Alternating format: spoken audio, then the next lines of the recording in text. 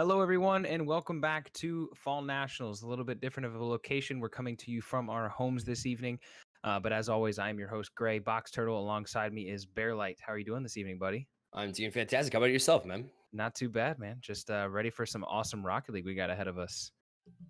Definitely. Yeah, so tonight we have match number two of our Fall Nationals October season. Basically, how this works is throughout the course of September, now October, and then coming up is obviously November. We will be hosting a 3-season series to decide a final 12 teams to compete in a double elimination bracket in the beginning of December.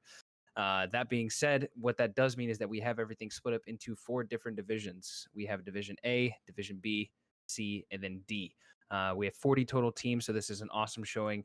We have some incredibly talented rosters and teams playing with us this season, and ultimately, I'm excited to get the second match night going. There is so many great matchups going on. If you take a look at the ranks throughout this night, through the 4 games by themselves, we're looking at an average MMR of around 1850, Yep. 1900.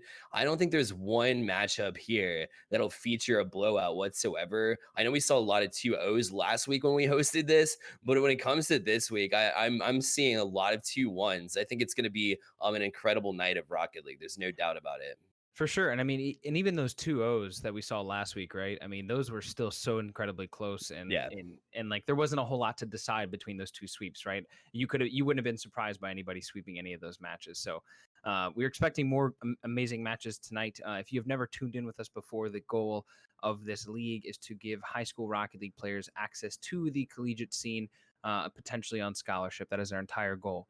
We are building a competitive league where we collect all of their statistics and track all of their performances, as well as prepare them for the collegiate space with things like graphic design, how to be a good teammate, how to limit toxicity, things like that. So across the board, we have an excellent team of production staff, an excellent team of coaches, and of course some excellent players with us this evening. But before we get started on our matches, we do want to go over our gamer of the week for this week, the week of the 15th.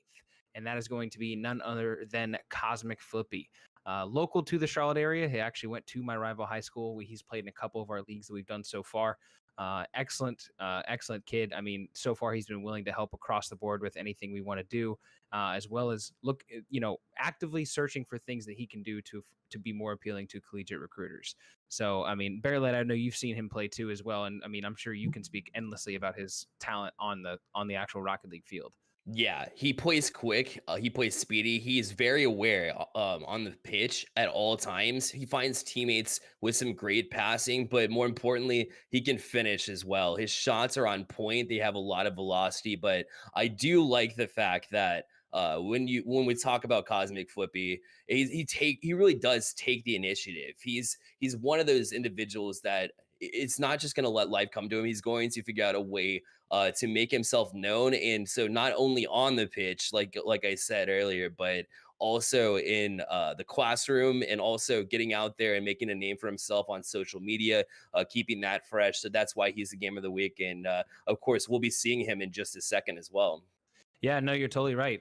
We will be seeing Cosmic Flippy play here very, very soon, and the rest of that team with Tauros. But before we get that, we want to give you guys an update on the current division standings and exactly where we're sitting inside of each of our divisions and leagues. The level of disparity between these divisions is not a lot. Mainly, the main reason we split these teams up into divisions was to make it easier to schedule these matches. But basically, how this is going to work is every single team from every single division will get seeded into a final bracket. In that bracket, the top 4 teams from each bracket will go on to play in that. The top 4 teams from October will qualify for that fall bracket in December. But as you can see, Mewtwo and Slowpoke sitting up there top of their division. We will actually see both of them play tonight. But across the board, the only teams winless so far are Pikachu and Weezing. But again, the goal differential is not a whole lot between these teams. Not at all. And when you look at the top 2 teams, how exciting is it that we get to see them on stream tonight? These 2 teams have been popping off.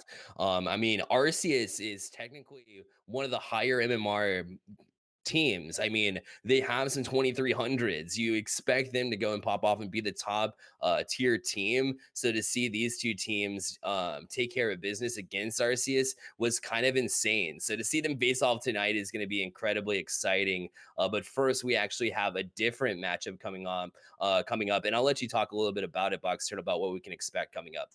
Yeah, so the first match that we will see tonight is going to be between two excellent teams, chock full of seniors. It is going to be Wailord versus Tauros. We were just speaking about Cosmic Flippy. He does, of course, play for that Tauros side alongside Radical and McFlurry. Radical being a fellow senior on that team and also being another local Charlotte native as well. On the other side, we are going to see this Wailord side, who's going to have two seniors themselves in Jonathan and Extreme. But I believe every single person on both of these rosters is above 1900, which is a little absurd. But nevertheless, that just means we're going to see some amazing Rocket League. It definitely does. I mean, with these two rosters, you're going to expect speed to start things off, right? We expect and anticipate these two teams to kind of have a feeling out process at first. And in a best of three series, you want to limit the amount of time that you're trying to figure out the other team. But when it comes to these two talented rosters, it's going to be a back and forth. I think these is actually one of the more challenging matchups for both of these teams. So that's going to be about starting early. Who can get the first goal and get some momentum rocking early? Because if you can do that and try to control pace, I think you have the better chance in winning this matchup. So it's going to be exciting to see. I actually coach the Wailord team, so I'm excited to see them in action finally. I've only had a few chances to get with them and go over some things, so we'll see if that translates on the field. Yeah, I was about to ask you for your predictions, but it sounds like we already know who that is. I'm gonna you stick gotta go with my homeboys. Yeah, Wailord for sure. Okay, I'm gonna go opposite. Yeah, absolutely. I'm gonna stick with the Tauros boys. I've been following them for a little bit, seen them play a bunch. I think they have the chemistry, so to speak, to take this. But nonetheless, we are going to get set up for you guys inside of this first match and get everybody loaded into these lobbies. We are expecting some great matches tonight. Every single matchup will be a best of three. So we can have everything ready for you guys here as we load everybody into this lobby and kick off with match night number 2 of the October season. It's going to be an exciting one, too. It actually features Cosmic Flippy, like we were talking about before. He has 5 goals, 8 assists, 4 saves, 19 shots, and we're underway with game number 1 of the first series of the night. And we'll have Extreme from Team Wailord. They'll play it back, but patiently waiting for it is Radical. Up the back wall now is McFlurry. He's going to try to push it out, but not before Jonathan can kind of trap the zone. Extreme shadowing down is going to catch it, and right off the bat, we see, again, like we said, it's going to be a chess match to start things off. No, you're definitely right. And right off the bat, we see some amazing pressure coming out from this Tauros side. As you can see that chemistry in those passes that they're able to connect with each other really does provide them the ability to consistently apply pressure on both sides of the ball. Again, as Radical comes out for the save off the shot from Jonathan, and again, right off the bat, quick rotations from everybody on this Tauros side. And they're going to make a push right now, too. Radical going for a bump, but Jonathan, a great job to avoid.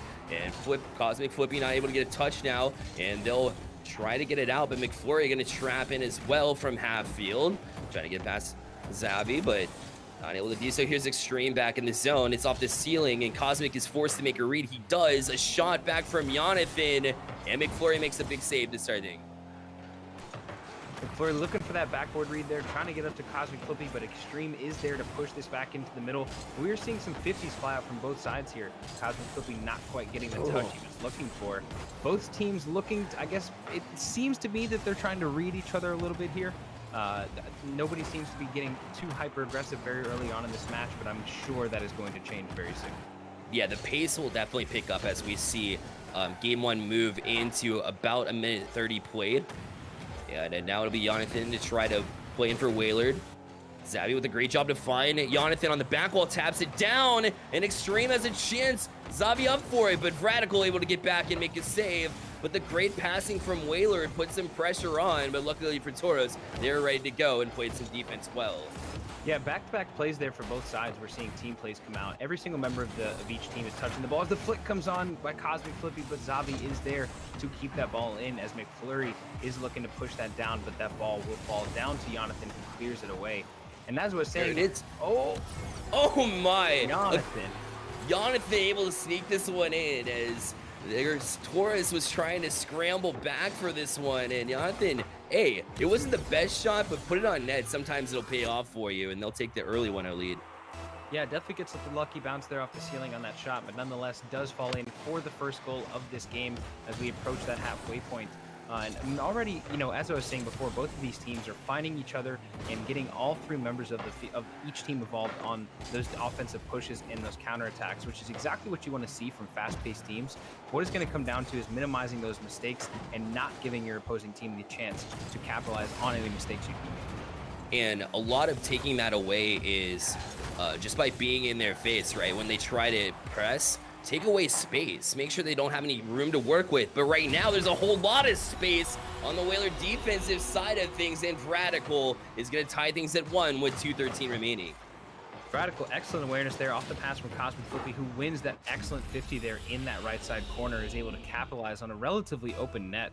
Not exactly the dissolving of the defense you want to see from this Warelord side, but nonetheless, Tauros is going to capitalize and tie this game up as we approach the 2-minute mark.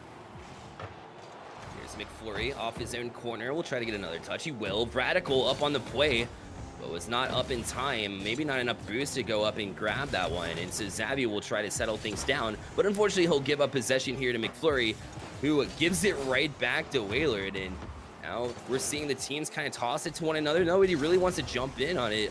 Both of these teams kind of looking reluctant to challenge the ball. Yeah, we're seeing, that pace picked up there for a little bit on a couple different movements. But so far this game, we've seen that both teams are being relatively patient with the other, trying to figure out exactly the reads and the plays that each team's going to make. I would imagine that the second game that we do see is going to be very different, as Cosmic Flippy is able to get that demo to try and keep some pressure, as they do, winning that 50 at the midfield side. Darren Waylord will try to press out. Cosmic Flippy with a shot on the... Well, he's trying to put it in this zone, but Jonathan was able to follow up on him. McFlurry tries to get it past Savvy, but he'll get on it. And it's over to Extreme. He'll get a touchdown, but Cosmic right in the way. He'll get a touch. Leave it for Radical, who had plenty of boost. And McFlurry forced to kind of settle back as Xavi and the rest of this Waylord squad is playing a good trap game. But finally, it'll be Cosmic. It'll be up to him to try to press out. And Xavi, kind of a mistake there. Not able to get a touch and maybe playing a little bit too close there as third man back and not anticipating that 50. And Cosmic Flippy is going to take the 2-1 lead for his team with 53 seconds remaining. Yeah, you could tell that Xavi really did not expect that bounce to come off of that 50 the way it did from Cosmic Flippy and Extreme there. But nonetheless, the awareness was there, just not quite quick enough to be able to counteract that bounce coming over top towards the net. And already we see that third goal come out, but Jonathan is able to pinch that ball into the post to be able to make the save. Excellent positioning there by Jonathan off the great shot by this Toro side as we see them moving down into the Warelord possession for another offensive possession. Yeah, and Tauros has looked a lot cleaner when it comes to passing and finding teammates, and Whaler just needs to clean up a little bit of the passing play. They've had the pressure, but finding a teammate in the offensive zone is a different story as they're left with just 18 seconds, and that's going to be tough to dig out of a 2-goal deficit as Radical will make it 3-1. Excellent awareness there again off the chemistry passes from McFlurry to Radical. I mean, this is exactly what I was talking about before, right? You have that chemistry. These players have been clearly playing together for an extended period of time, and that absolutely shows in the level of cohesion that they have. You just get the feeling that they're not going to make a whole lot of mistakes. They seem clean with it for sure. We said whoever starts off very quickly has the better chance of winning this series, and right now it has been Tauros.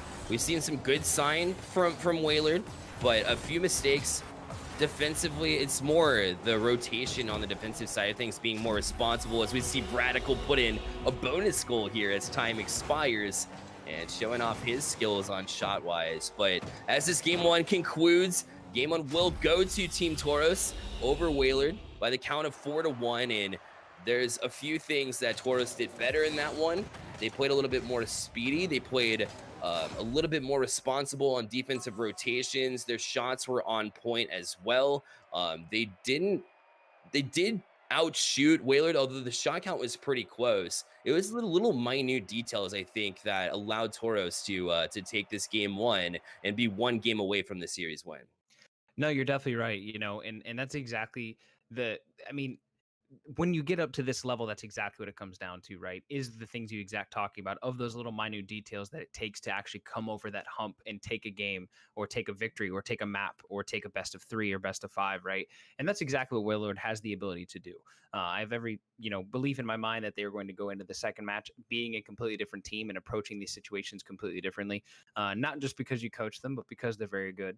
I want to give you a little bit of credit there on the coaching as well. But this is an incredibly talented side. And, this Toro side is, of course, talented themselves. So, I mean, one of these teams does have to take away the dub. And it's looking like right now, if Toros continues to play with that level of cohesion that they showed in this game 1, that they're going to be taking this away in no time.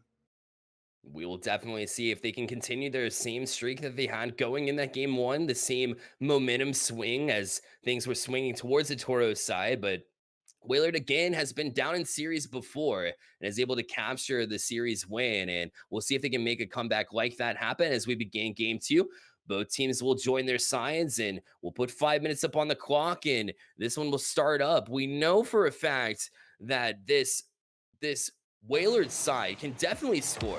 We have 12 goals from Jonathan already during these series during the October month. Zabi with 7 goals as well. Extreme has only played in one of the series so far, so again, he's getting adjusted too. But scoring was kind of a little bit lower for the Wailord side. But they'll look to try to adjust things here as Zabi will probably play it in the zone quick to get to that one. There's some speed from the Wailord squad, and Zabi will take the early 1-0 lead.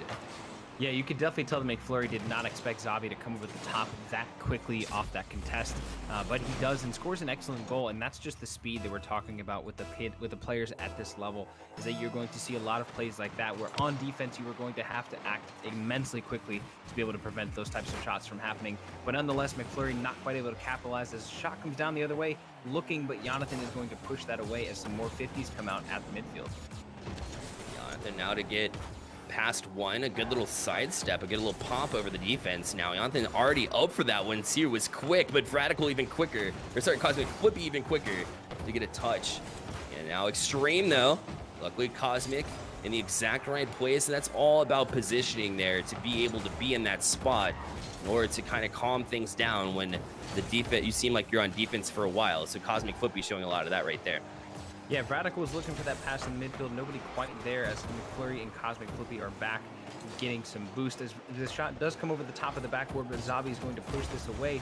Radical looking to keep it in, and Cosmic Flippy comes in off the amazing pass from Radical there in the corner to level up this game 1-1 with just over a minute played. That is an excellent pinch there by Radical and Cosmic Flippy. Of course, you would expect nothing less than a member of Toros to be there for the pass. He's always there. Great anticipation to get across and get that touch, because that wasn't the most likely outcome in that scenario, but as things were developing, he kept an eye on it and was there in the right place to get up quickly to make that goal and even things up at 1. Here's Radical gonna get a touch with Jonathan on the back wall. Wisely will try to find a teammate, but Cosmic all over that one. The anticipation, like we just said, is unreal from Cosmic Flippy. It usually is, right? As you were just saying, this kid is always there. This player is always where he needs to be, immensely quick, immensely talented on the ball and off the ball, but nonetheless does rely a lot on his teammates who are usually there themselves as the shot comes on from Zabi again from the midfield to make this a 2-1 game. Gets that first touch over the top of McFlurry, and Zabi not quite able, Radical not quite able to get the contest on the shot, and Zabi will take a 1-goal game. Radical was left reaching there at midfield. It looked like he was third back. Cosmic was cheating towards an offensive pressure, and it was actually left up to a 50, or left up to Zavi to try to play it past, and was able to easily beat Radical as he was kind of awkward to go directly up vertically, and no pun intended, as Jonathan will try to play it off the corner here. I promise that one wasn't intended. But Zavi, I don't know. I've talked to you pretty consistently. I have no doubt that it was intended. Oh my. Either way, we got Wailord still back in here. It's gonna bounce in. That's unfortunate. It looked like just nothing anticipated from the Toros squad. That is an awkward goal. We don't really see that. It's technically a pinch and a bounce, and Radical just left with the unfortunate backflip there in the middle of the net. So 3-1 lead from Wailord. They're looking a lot more sharp here in this game number 2. No, you're definitely right. And, that's exactly what I was talking about in that game one, that I would not be surprised if we see a very different Warlord side coming into the second game. And we are, as they are clearly building some chemistry, got the warm up game out of the way, got the jitters out of the way, and they are clearly showing up to this game in full force. And I mean, you're seeing that just from the speed alone, right? Two of their goals, both of them from Zavi, have come strictly because of the simple speed at which he's able to make those challenges and make those shots. So, I mean, that's showing here in this map, and Tauros is now going to have to go from being up to making some adjustments to coming back inside this game.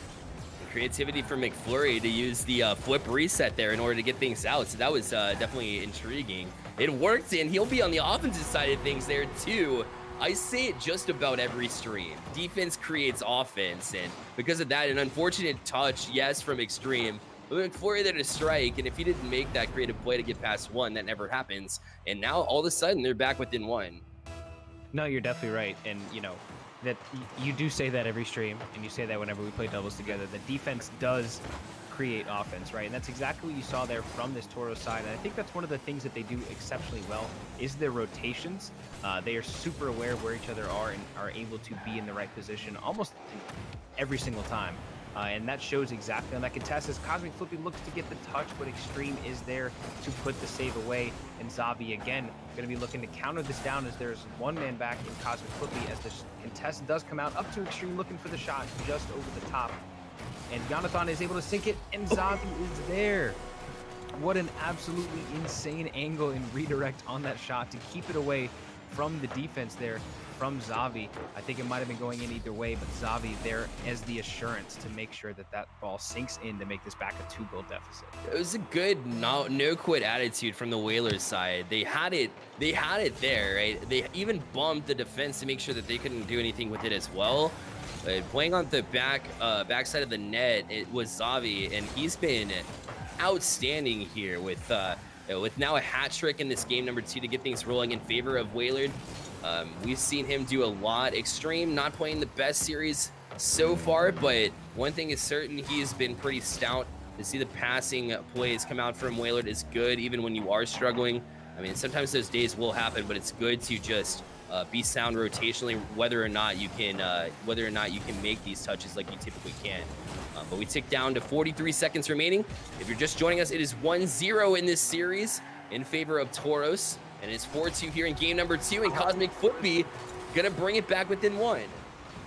Excellent positioning there. I mean, I don't think he expected the opposing team to miss it like he did, but does get the angle just behind Zavi, who's not able to flip into that save. And this is back to just a 1-goal deficit as we close in on the last 30 seconds. Plenty of time here for Tauros to make a difference and make a change here to tie this game back up and take it to overtime. Especially when you have that individual named Cosmic Flippy on the other side of things. It is always possible. He creates plays. There's no doubt about it. We saw him do it on that last goal attempt. So it'll be up to Waylord to not sit back. They need to keep the pressure on and make sure that they make it uncomfortable for the Taurus squad moving forward. Down to 13 seconds left, and you see Zavi just trying to kill some time. Not a bad idea. If you can trap them in their corner, if they can't get out, they can't score. Jonathan a little slow to get to that one. Cosmic is going to have a chance. A pass across, but Zavi so sound to get across in the patience. But wait, the ball's not down yet. Cosmic, Radical up for this one as well, but Extreme up to challenge this one, and Waylord will take game 2 by 1.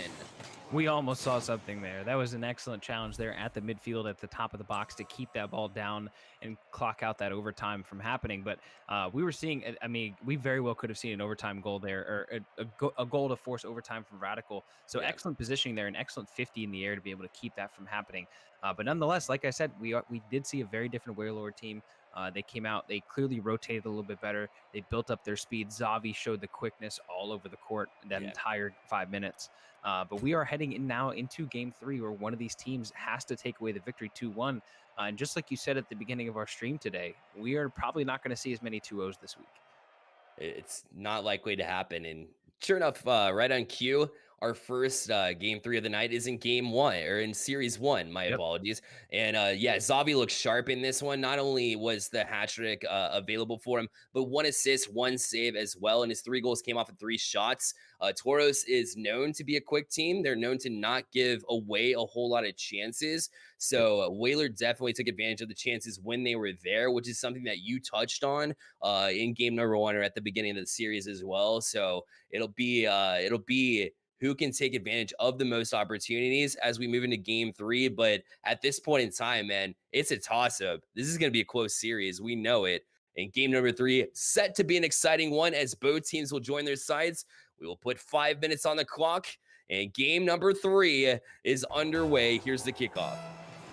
Yeah, I'm fully anticipating us to see a game 3 overtime here. I think it's tradition at this point that that would only happen, seeing as how we saw nothing but sweeps last week, that this week we see nothing but overtimes and game 3s. But nonetheless, here right off the bat, we're looking for some passing plays as the speed of this game 3 is very different from the speed at the beginning of the first 2 games of this entire series. Absolutely right. The speed has amped up a whole bunch. The teams look a little bit less nervous coming in, I would say. I mean, these players have been at this level before. These players have been on stream before as well, so they know what to expect coming in. But you still can't shake that feeling, especially when a series is on the line via league play. It's always got to be in the back of your mind. So they've put that aside, and they can finally play their style of games. As Jonathan with a chance tries to get around, did not get the angle, and McFlurry able to recover on this one early. And now it's Zavi. Back across where Cosmic is kind of left in a bad position just to touch it away. So that'll leave it right back for Extreme, but then he jumps on that one.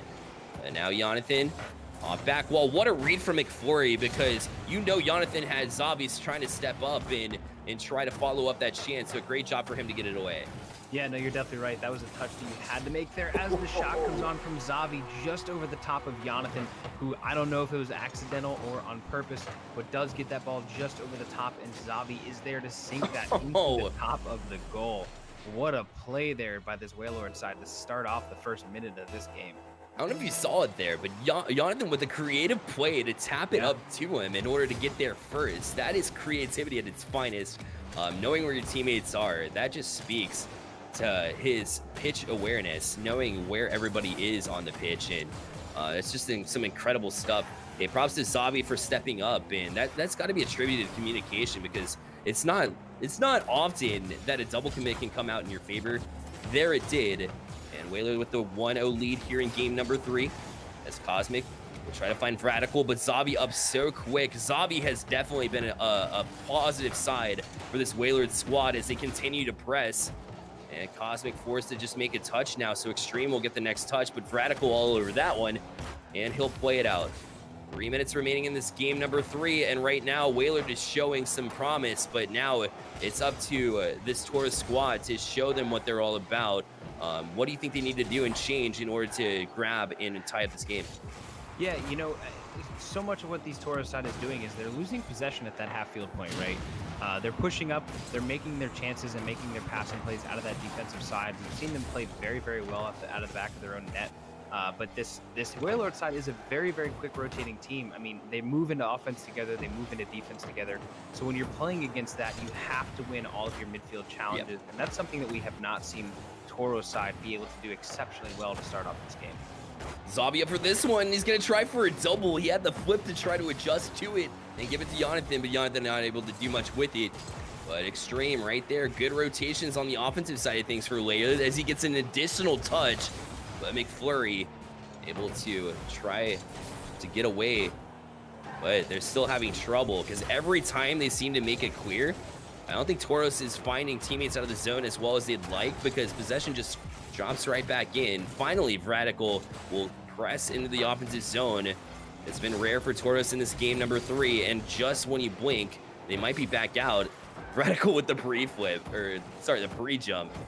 And now Zavi left in an awkward situation by himself. Hey, that is well handled because the bump was coming out. He was able to avoid and make that great save. There's a Rule 1 in net currently. Looks like Radical and Jonathan. So, you know, props to them for upholding the golden rule. But nonetheless, we will see a 2v2 for the rest of this match as we see Xavi and Extreme are going to be making a push onto the opposing side here. As Cosmic gets a touch, may have hurt him in the end, but McFlurry is there to push that away as we see another pinch come out here. And already off the bat, you can see the speed as that shot does come on. Not able to fall. Xavi is going to be looking there to keep that in, but McFlurry, excellent defensive play there to keep that ball away. And you're seeing right off the bat just exactly how impressively fast this Wailord side is, right? You get down to a 2v2, and they are running all over the rest of this Toro side, and they need to make some serious adjustments to be able to keep up in the rest of this game. They do. Luckily, McFlurry has been a force to be reckoned with in the defensive side of things for Toros, but now Xavi and chances off the crossbar as well. Hey, this is playing in Wailord's favor, though, because with 27 seconds left, the 2v2 scenario, they're just trying to kill some time, and they have a lot more room to kind of play it past any kind of defender and kill that time. But 15 seconds remains on the clock. The Rule 1 still remaining as we get a good look there. And Cosmic up for this shot, and he ties it with just 9 seconds remaining. Oh my. I mean, a lot going on there, a lot to dissect in that play, but nevertheless, Cosmic will be sinking that first goal for the Toro side in this game 3 over the top of the Rule 1 to tie it up with just 9 seconds remaining, and we are going to see an overtime unless one of these teams makes a massive play right here. In fact, here's a shot on. Radical has to make a save. The demo from Jonathan, though, so Xavi with plenty of room to work, but Cosmic, the experienced player in net, is able to tap it down, and hey, it's like you wrote it yourself. You called it. Overtime in game number 3. I did. I was also hoping for it. I'm glad we're here to see it, but I did indeed call it. We do have ourselves an overtime in this game 3, as both of these teams are sitting relatively high up inside of their division. This could be a deciding match. Looking at the remainder of the season, as the shot comes on, Xavi not quite able to make it as the ball hits that post. And right off the bat, we're seeing some very interesting things happen as the back pass comes out and that 50s start to fly out of that midfield. It was a solid chance, and the patience and creativity from this Wailord, I can speak about it all day long. Finding ways, the patience, the bumped attempts, at least trying to play physical on the offensive side. The patience, like I'm saying, right as it's happening. And they aren't able to capitalize on it yet, and now Toros will have their shot. Here's Xavi. It's one touch, Cosmic up to get a touch, which is brilliant because Extreme was waiting right there, but they're not out of harm's way yet. A minute played in overtime, deadlocked at 1. Here's Jonathan. McFlurry, again, a good presence in the defensive zone so far in this series.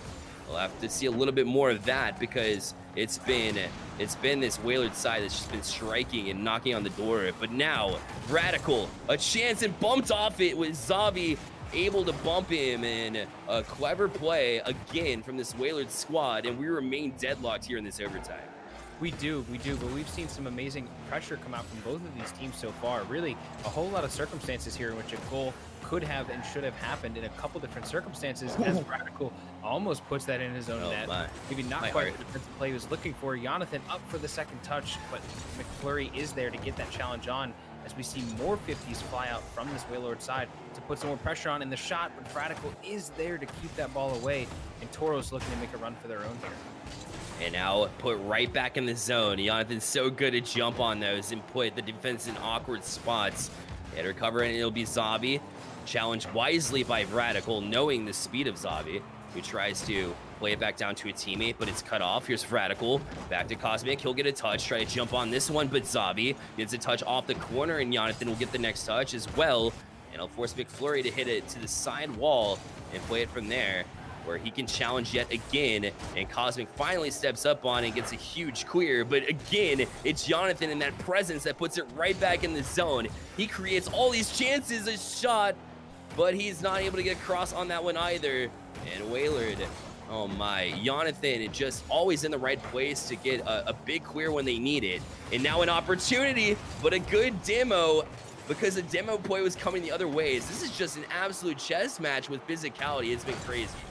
It really is, and I mean, both teams are doing so much here as the pass comes out. Radical not quite able to, as that ball hits the top of the crossbar. We almost saw an amazing passing play there from Toros to take this series victory. Not quite able to fall as we're closing in. on 3.5 minutes of overtime here. McFlurry up, but Zavi is also up as well for the challenge to keep that ball away. We're seeing, again, both teams, when they keep pressure or when they start to make offensive pressure, they keep pressure for a couple different good possessions. And that's one of the things as that ball is flying onto the net. And Jonathan sinking that second goal for this Wailord side, and they will take this series victory 2-1. Incredible Rocket League action. Jonathan, we were talking about him just a couple minutes ago. The 3-minute and 28-second overtime in game number 3. And Jonathan's big queers. This one just falls into the net for the win. Incredible stuff. Physicality, anticipation, demoing before you can get the demo play, recognizing that the other team has a 2-on-1 against you, and then being able to backtrack, a back check as we call it in hockey, creative plays on both sides, especially from this Wailord side. We talked about Jonathan getting big queers when he needs to, and he was able to make a big queer just land in net. He saw that there was nobody back, so what a way to start off the night. Great action to start it off. Yeah, we talked about it at the very beginning, right? All these teams are so evenly matched, and they're chock full of talent across the board. This is going to be an excellent night of Rocket League ahead of us, and that game is just a testament to that. It's just a sneak peek of what we can see and expect over the next 3 matches we have lined up for you. The next match we do have for this evening is going to be Mewtwo versus Slowpoke, a battle of some of the top 2 teams inside that Division A. We'll be right back in just a few minutes with you guys to get that set up and get you match number 2.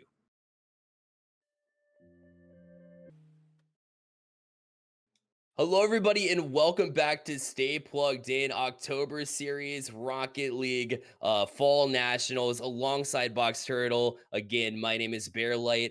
We saw an incredible series to start things off for this stream, and it was a 2-1 series, closely battled, and we saw a lot of good play from both Toros, but ultimately it was Wailord to take things in the 2-1 at best of 3 series. Right now, we'll bring up your MVP for that series number 1. It was Zavi was the MVP for game number 1 or series number 1, and for good reason. He was all over the place. In the offensive side of things, he had a hat trick in game number 2. Just a well-rounded team effort from the squad itself. But I think Zavi really stepped up and was able to pull off not only incredible saves, but when it mattered the most, he was able to kind of get the offensive things going for the Wailord squad, as they seemed to be a little bit silent in game number 1. So he was really the turnaround. Putting in goals is definitely what you need to do when you have Cosmic Flippy on the other side. So congratulations to Zavi for that first MVP. And Box Turtle, we have another crazy this matchup I'm incredibly excited about. It'll be Mewtwo and Slowpoke. Box Turtle, talk a little bit about both these teams and what we can expect in this next matchup. Yeah, no, you're totally right. And again, congratulations again to Zavi on that MVP. The speed is incredible, but this Mewtwo side is, of course, sitting atop Division A, is currently undefeated with 3-0. Cryptic on that team has the highest goals and shots in the entire A division, third highest goal in the entire season across all 40 teams.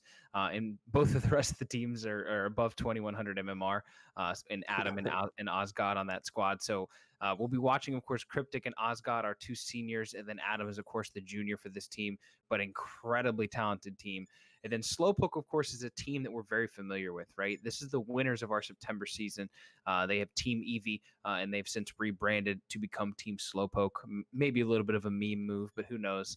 And they have actually added a new member in Corrosive. Corrosive we will not see tonight. We will see the original squad of Patty, Zin, and K-Frost. K-Frost is, of course, our senior on that team, but Zin and Patty, no slouches themselves. Patty is, of course, a player with immense speed. Zin is a player with that. I mean, just you can't say enough good things about this squad and the way in which they play together. So going into this second season that they have played together, they've had time to build that chemistry, build that level of competitiveness that they have. And they're currently sitting in top as the reigning champions from September. So they're obviously going to be looking to repeat. And now's the chance for them to prove that as they go up against the number 1 team inside the entire A division. Yeah, and one other thing to note about this matchup as well is Slowpoke. This team has had the chemistry. They actually won the September series, which means that they know how each other play. The rotations are very on point. K Frost and Patty, you'll see a lot of back and forth passing.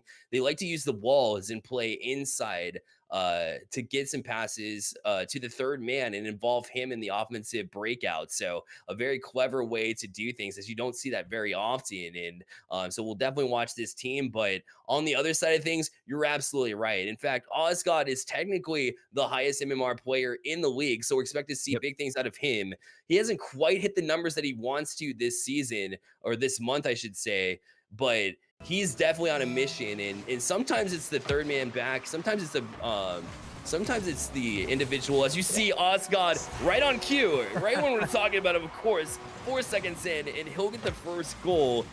What did I say? He doesn't take numbers to play well as a team, but he's definitely looking for him, and he got one there. No, you're definitely right, and I mean, clearly he was listening to you on stream talk him up, and he was hyped up and ready to go for that match. But they are starting off hot inside of this game as Mewtwo takes that early lead off the goal from Osgood. We are, of course, going to be looking at Patty as well. Patty, of course, led every single individual leaderboard statistic for last season. So, of course, this team led by K-Frost, Patty, and Zin is going to be one to watch, and I'm sure that we will not see this game end at a 1-0. They will get a couple for themselves without a doubt. Yeah, like I said, their passing is on point. Patty breaking all sorts of records, trying to break even more records for goals by adding to it this season. But right now, a relatively slow start for Slowpoke. Again, no pun intended. They keep happening, but again, Mewtwo is just a tougher squad. It's definitely going to be the hardest matchup, in my opinion, in this A division because it is completely stacked. The amount of talent that signed up and registered for this Stay Plugged In Fall National Series has just been growing by leaps and bounds. So to see the #1 squad and having a team match up across them that could give them a challenge, it's amazing to see. Absolutely, it is. We have roughly 135, 140 players inside of this league for just Rocket League alone. So to sit on top of that leaderboard of that many number of players, all of which are around that GC mark, is immensely impressive. So Osgood is, of course, a player to watch inside of this league. As he continues to prove why he's good, as we say that, and then off of the pass from K-Frost there is able to sink that into the top of the net, and this Slowpoke side will tie up this game 1 as we just reached a minute and a half late. And you don't see Cryptic miss a lot of chances in the defensive end. He definitely went well wide of that, but maybe not anticipating the clever backwards touch. K-Frost boosting away from the wall to get a touch and make a pass. It's just a mistake. Cryptic usually doesn't miss those. A shot. Oh, it's just wide off the post. Adam had to step up for that one. Here's Zane off the back wall, but he ran out of boost. He's going to leave it for Patty instead, who calms him away. And K-Frost unfortunately misses the read for the Slowpoke side. And Mewtwo will try to step up on it, but just solid ball control and great passing from Slowpoke. As it's now a scramble for Mewtwo. It takes a lot of talent to see this to force this Mewtwo into a scramble on the defensive side of things. No, it absolutely does. You're totally right. And, you know, right after that, we're seeing that this entire Mewtwo side is playing out of their back half of the field. Most of the last probably minute and a half, I would say. You know, this Slowpoke side is doing as much as they can to put as much pressure on this Mewtwo side, knowing that they need to play as fast and as aggressive as possible to keep this Mewtwo side away from their side of the field, right? You know this is a team that is every chance that they get to make an offensive play, they're going to take it with some fervor. So this Slowpoke side is going to have to do as much as they can to keep the ball away from their goal throughout the course of the series. And the great passing that we've seen so far through the first little bit of this game '1 has been definitely a telltale sign that they recognize and understand that and are trying to put it in practice. Adam with great car control in the air to put that one away with 2:03 remaining. And Mewtwo back on top, 2-1. Adam, absolutely insane carry there into the air. Just flies up, gets that first touch. Amazing control. Just puts it over the top of the net, and neither player there from the Slowpoke side is able to make a contest on that, as Adam makes his mark on this series, taking it to a 2-1 lead as we approach the final 2 minutes of this game. Excellent job as Cryptic will take from the back wall now. We'll play up and over. Nobody back. K-Frost has got to scramble back, almost gets to it. but it didn't matter. Mewtwo had a bump coming out regardless, and with a minute 50, this Mewtwo team relentless, smart, wise, quick out of the defensive zone, and they have made their mark so far in this game one. 3-1 now, and in a small scoring game where there's not a whole lot of goals that are going in, you definitely want to keep it close. And right now, Mewtwo trying to take things away from the Slowpoke side, trying to take momentum away from the Slowpoke side with those clever touches and quick plays from the defense. Yeah, you know, I would not have expected that these teams would be able to put up 4 goals in a minute and a half, right? I mean, you know these teams have the offensive ability to do it, but they are also immensely cohesive and strong on that defensive side of the ball as well. You know, this is not a team that you would expect to put up, you know, this is not a match that you would expect to go to like a 6 or 5 goal game, right? You expect each of these games to be, you know, 2-1, maybe 3-1 at the end. As we say that, and Osgod does get the save off the shot from K-Frost. Absolutely excellent positioning there as Patty looks to keep this up, and K-Frost is going to sink that down and make this a 1-goal differential, making it 3-2 as we approach the final minute. Excellent pass there off the backboard from Patty. K-Frost is going to sink it out of that corner and then into the open net. Looks like the defense didn't quite get the touch off of that backboard that they were looking for, but nonetheless, we have ourselves a 1-goal game yet again. We do. It was relentless pressure. It was going to break down at some point. As much as Osgod made an incredible save, and he had some support as well, when you're putting up that kind of pressure that K-Frost, Patty, and Zen all were, it's important to have all 3 players pressing whenever you're on the offensive side of the ball. You never want something to drop all the way back for your back boost. They've been doing a great job of keeping the foot on the gas pedal when they get offensive chances. We saw a lot of that, but they still have a ways to go in this game number 1. 27 seconds remains, and they try to press out. Good job from Patty to control, but Osgod in the right spot as well. And also finding Adam, the most important part, is he has a great fake, a chance to sidestep K-Frost as well, but K-Frost with a good read to make sure that didn't happen. And a bump comes out from K-Frost. Oh my goodness. Holy bump. Perfect positioning. 200 IQ play to get up and get that bump when it looked like Osgod had it in his sleep. And we have a tie game with just 9 seconds remaining. It is October, so Patty, of course, is being festive, going with the Paranormal Patty gamer tag there, and it is showing as he sinks that ball into the net. Absolutely unreal positioning there. Amazing bump there by the offense.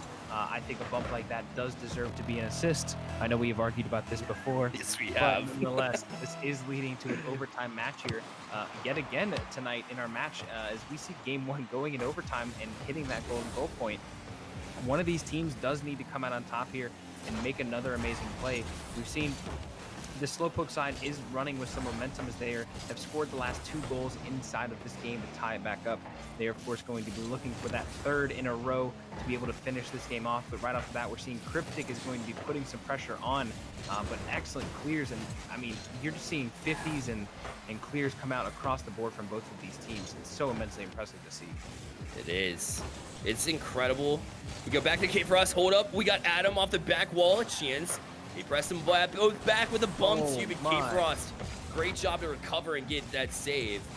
I was mentioning off that K-Frost bump to tie things up with 9 seconds, as they're not out of harm's way yet. Osgod, oh, it's just off the crossbar. I'll hold that thought as this Mewtwo team continues to press, but K-Frost continues to show up.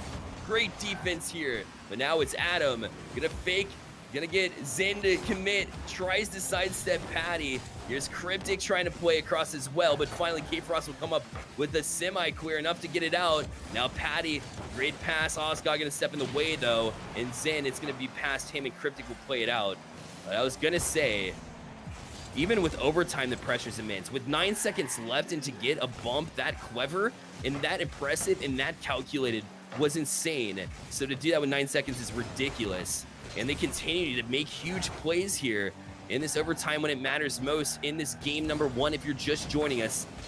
It's been incredible so far as Patty plays off the back wall to try to get away from his own net, and Zen now from his own back wall as well will run out of boost. Adam recognizes this. He's going to step up on it, play it into the zone. But again, K-Frost, the man on the spot, as he typically is in the defensive side. And we'll try to play out the Zen. He's not ready for it, though, and he'll kind of hang out midfield. The 2 minutes played in this overtime. Incredible action. Bump. Flick. Oscott. Mistouch, but somehow it stays out of the goal. How in the world What is going on? did that not find its way in? Now Cryptic gonna try to ride that momentum from the defense. And I gotta take a breath. These two teams have been absolutely outstanding. These two teams have put on a clinic.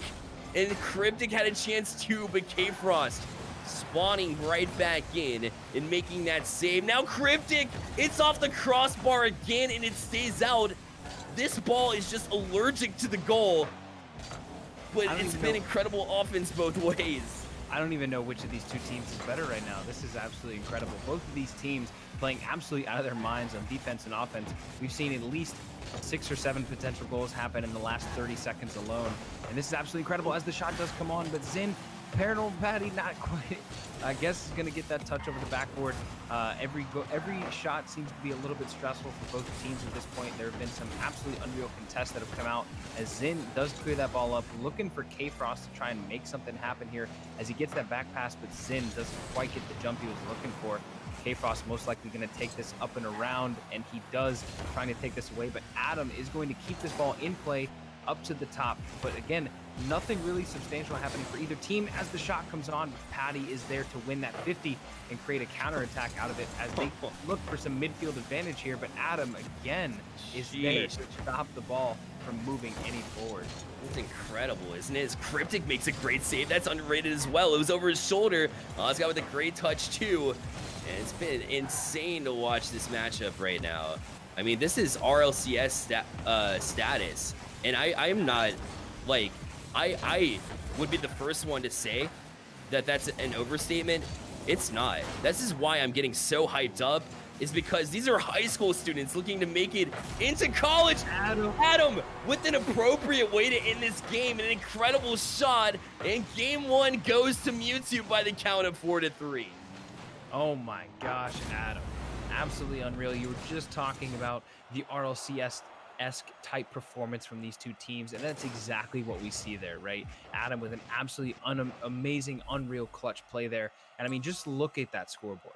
Every single person on every single team has made such an impact on this game in a variety of different ways, whether that's saves or shots or goals. I mean, double-digit saves and shots coming out for both of these teams. I mean, absolutely unreal performance. And like, I think that match could have gone a variety of different ways. But I mean, Mewtwo does come out on top from that absolutely insane double touch from Adam there at the top of the box to sink that away. I mean, what a game 1 of this series. It's incredible to see. And K-Frost was there too. That was a matter of inches after Adam made another incredible offensive run. I mean, these two teams back and forth trading punches. This is one of those games that's, you see the creativity, the patience, the fakes, calculated fakes, by the way, where they wait for an opponent to commit. They'll bait them in, and then they'll just make a mechanical move, just a slight one to get it past one defender. It just the immense amount of back and forth between the two teams, but also their defensive presence of mind is what makes it so fun to watch. Because right when you think that one team has an amazing offensive chance, it'll be K-Frost making it back, or Oscott somehow keeping on the goal line and Cryptic realizing that it's there to make a save like we saw in that overtime. It's been unreal so far, and that was just game number 1. We're about to step into game number 2, 5 minutes on the clock, and we're underway. I assume will be another incredible game.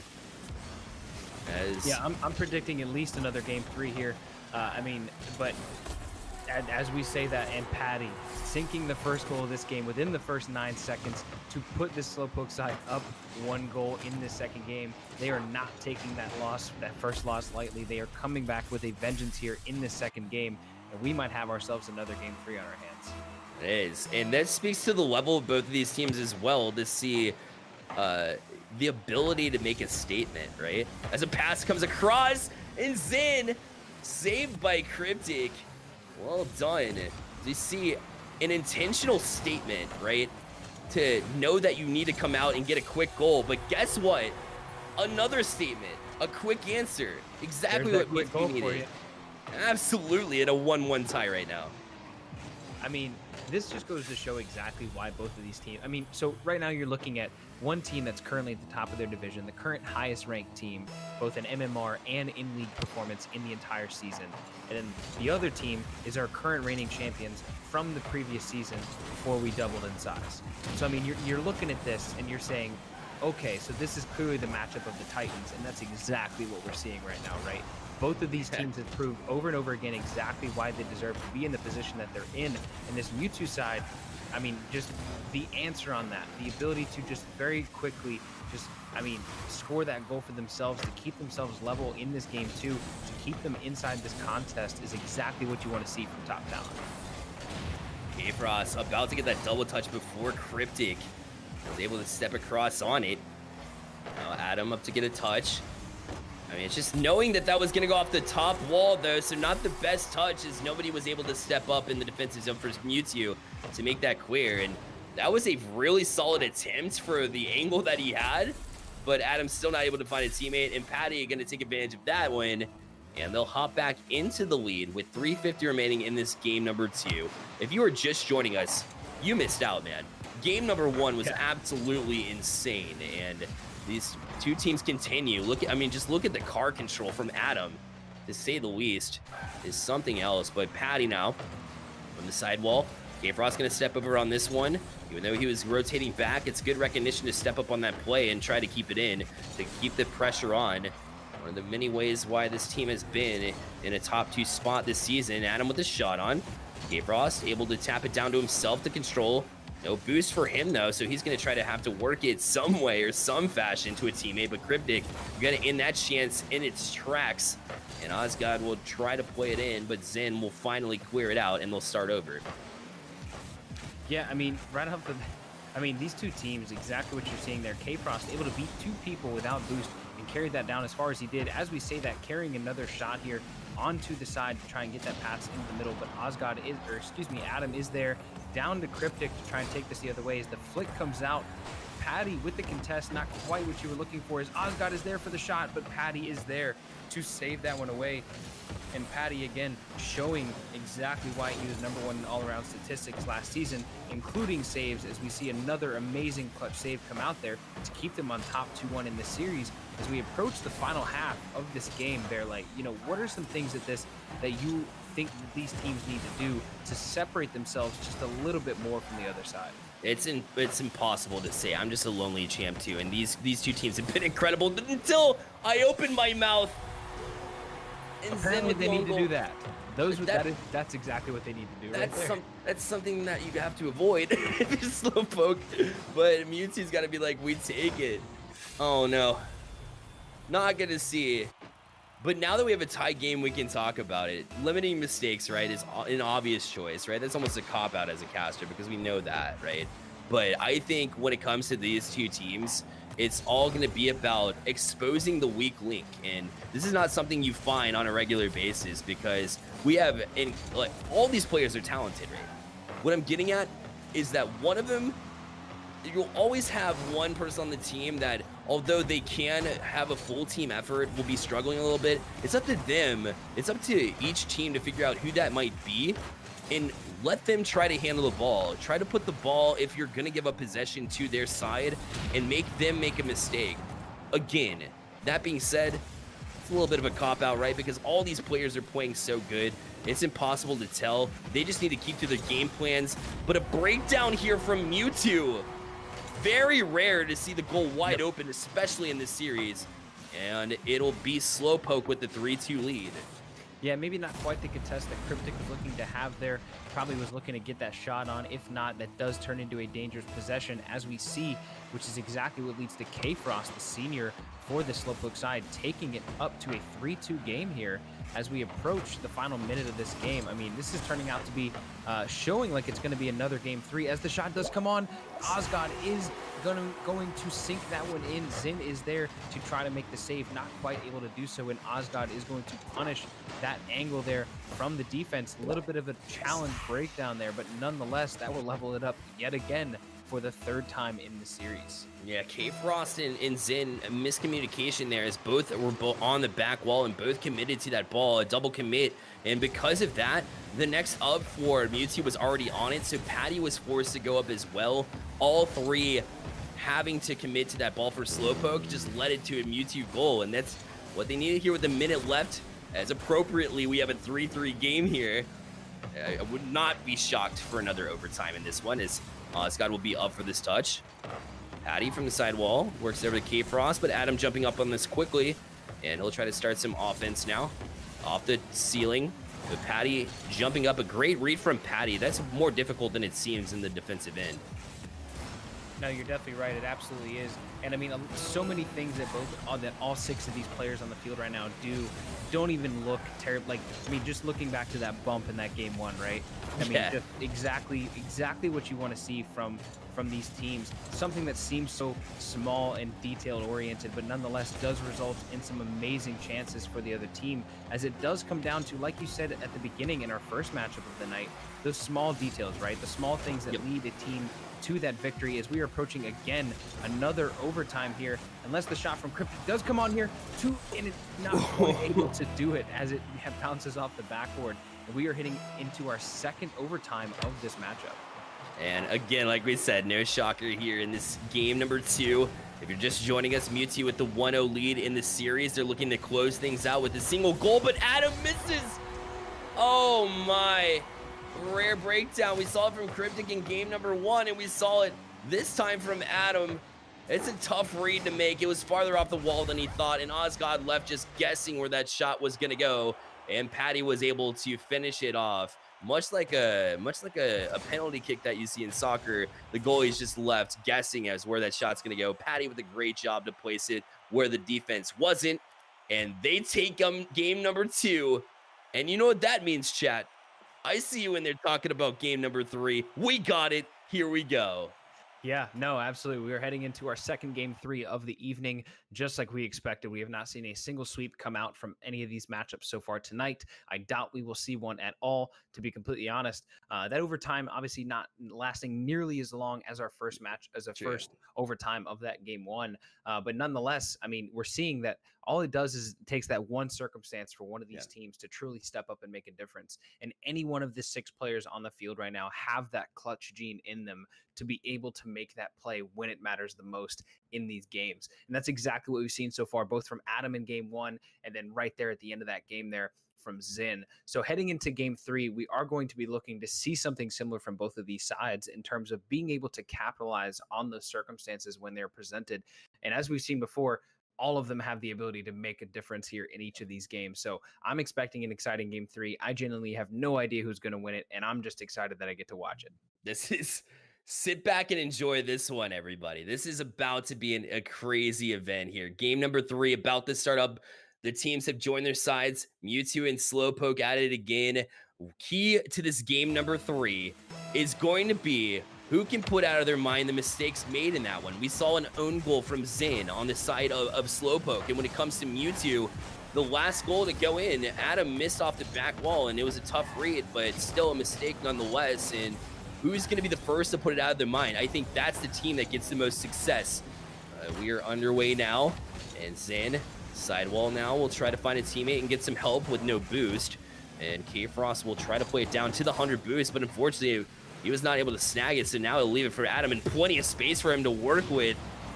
Luckily, they're able to get a touch and get out and get the challenge. And now Cryptic, a floater. Patty, maybe a little bit more difficult of a save than he thought it was going to be. He kind of struggled with it now, and now we see all sorts of pressure to start things off for Mewtwo. Yeah, we absolutely do. You know, this this Slowpoke side is having to play out of the back of their defense as much as they possibly can, as Cryptic gets a nice ceiling pinch there to keep the ball up. Wins the 50 there again for the boost as Adam gets that ground pinch off the shot from Cryptic, not quite able to follow that in, as the angle from Cryptic on the right side of the goal just sneaks it past the post to score the first goal of this game. And Cryptic with an absolutely incredible angle there to start us off here in game 3 with the first goal. That angle is crazy, especially when you're trying to readjust from a chance that did not work, and then you adjust that quickly, make a turn, and just It looked like he did it in his sleep. They make it look so easy, and we knew that the pressure from Mewtwo was definitely going to contribute to a goal eventually. Slowpoke is not used to having to play a bend but don't break strategy. So Mewtwo, when they start putting that pressure on and they can't get out of the zone, that's when things start to happen and develop, and Mewtwo will eventually break through and get that first goal. Super important first goal in this game, number 3, as Cryptic tries to play past Patty. But Patty able to get a touch back down to K-Frost, and he'll start working out as well. But he'll run into Adam with the 50, and Patty going to try to keep the pressure on.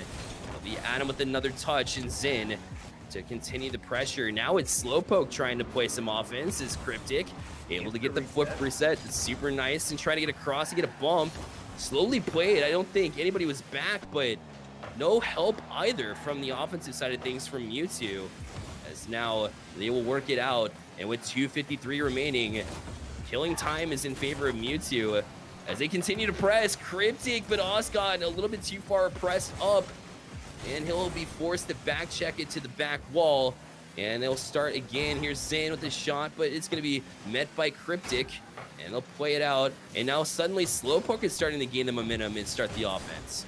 Yeah, you're able to see here as the scoreboard only sits at 1-0. You're able to see that both of these teams are starting to figure out exactly what the other team is trying to do on the offensive side, and they are able to adjust for it. We're seeing some incredible pressures come out from both sides, but nonetheless, as Zin gets the demo on Osgood, we're not seeing any of these teams make a huge difference here on the offensive side, as we're still sitting at 1-0 as we approach the final 2 minutes of this game.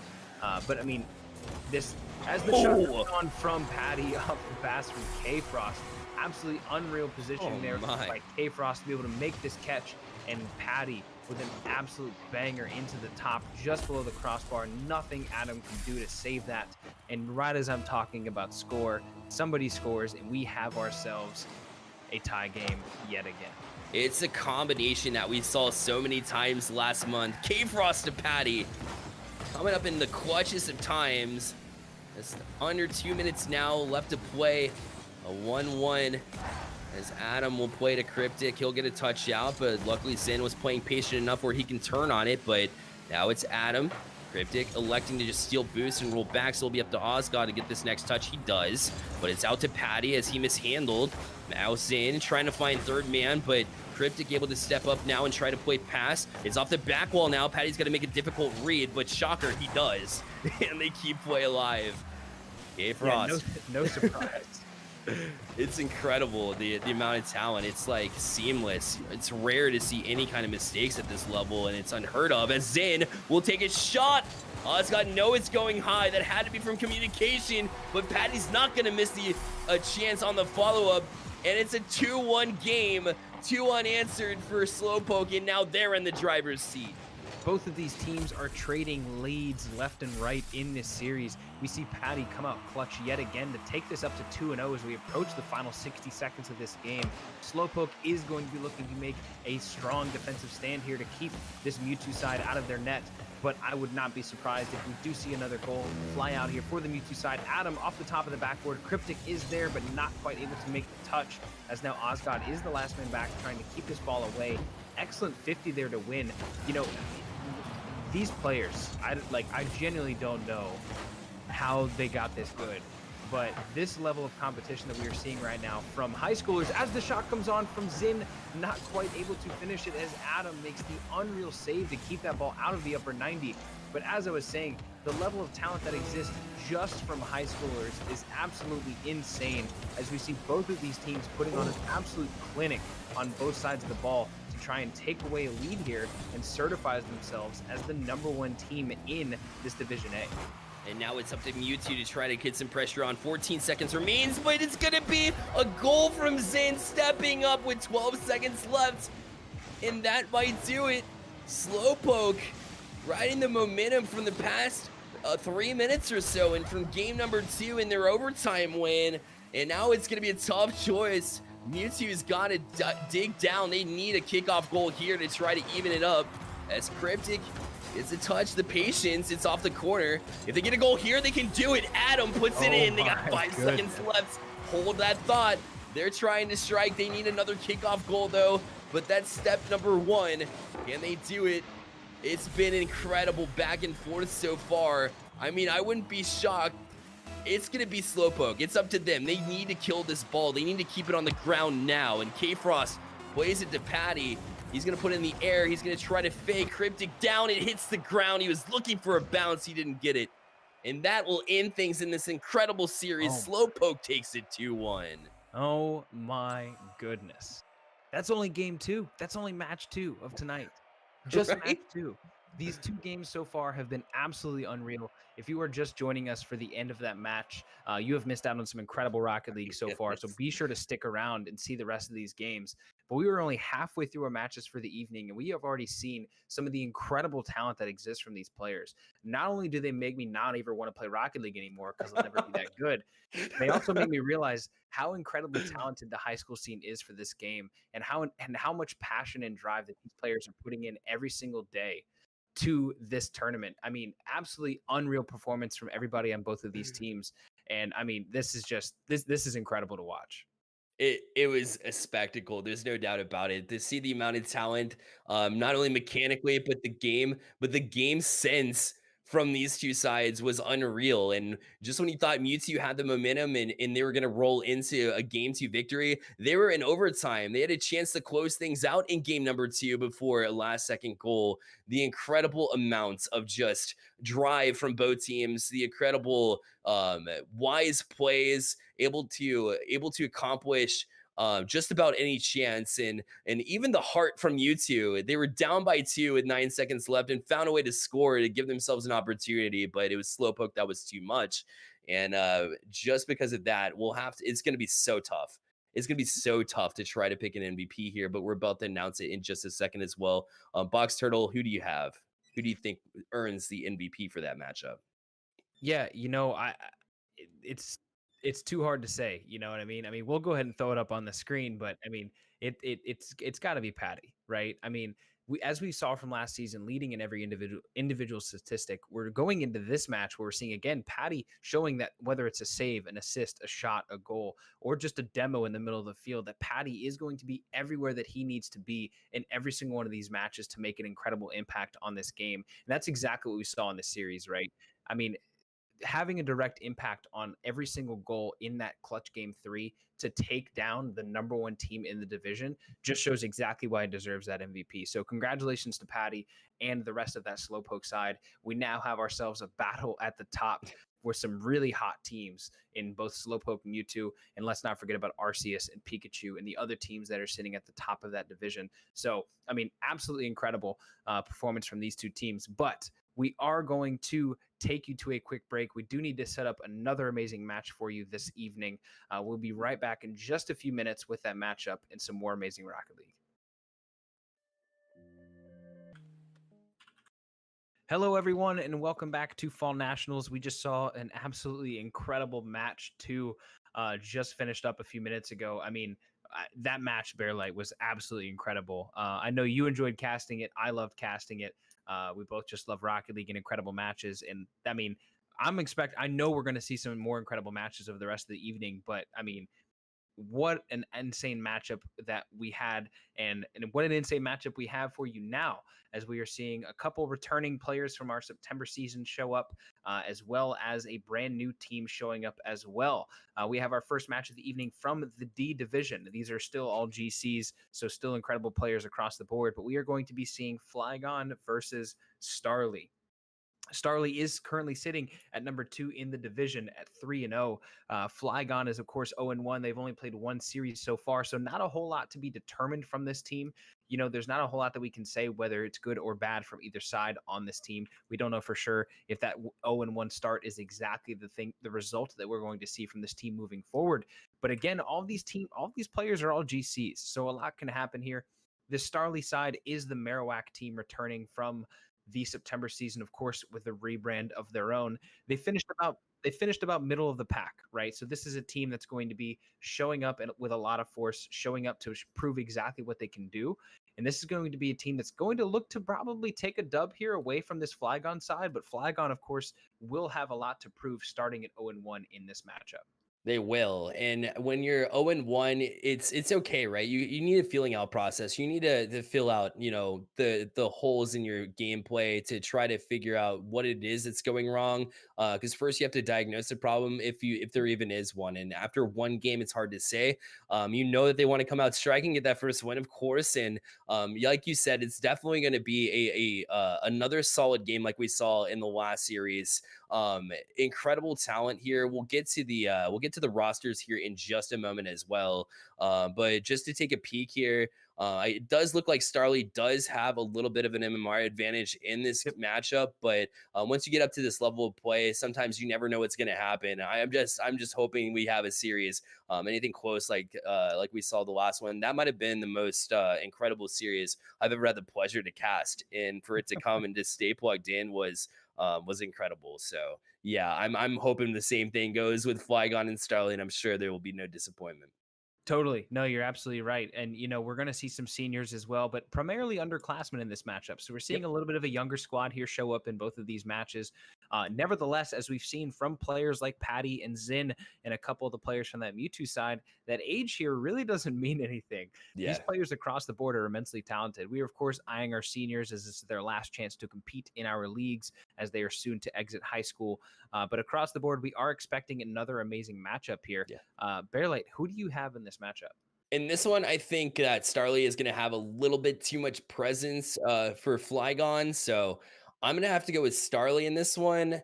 And to be quite honest, like not to take any credit away from Flygon and what they put together there and the talent that they have on their side of the field, but I am going to take Starly I'm going to take Starly with the 2-0 win here. What about you, Box? 2-0 Who you going got, for the brother? sweep.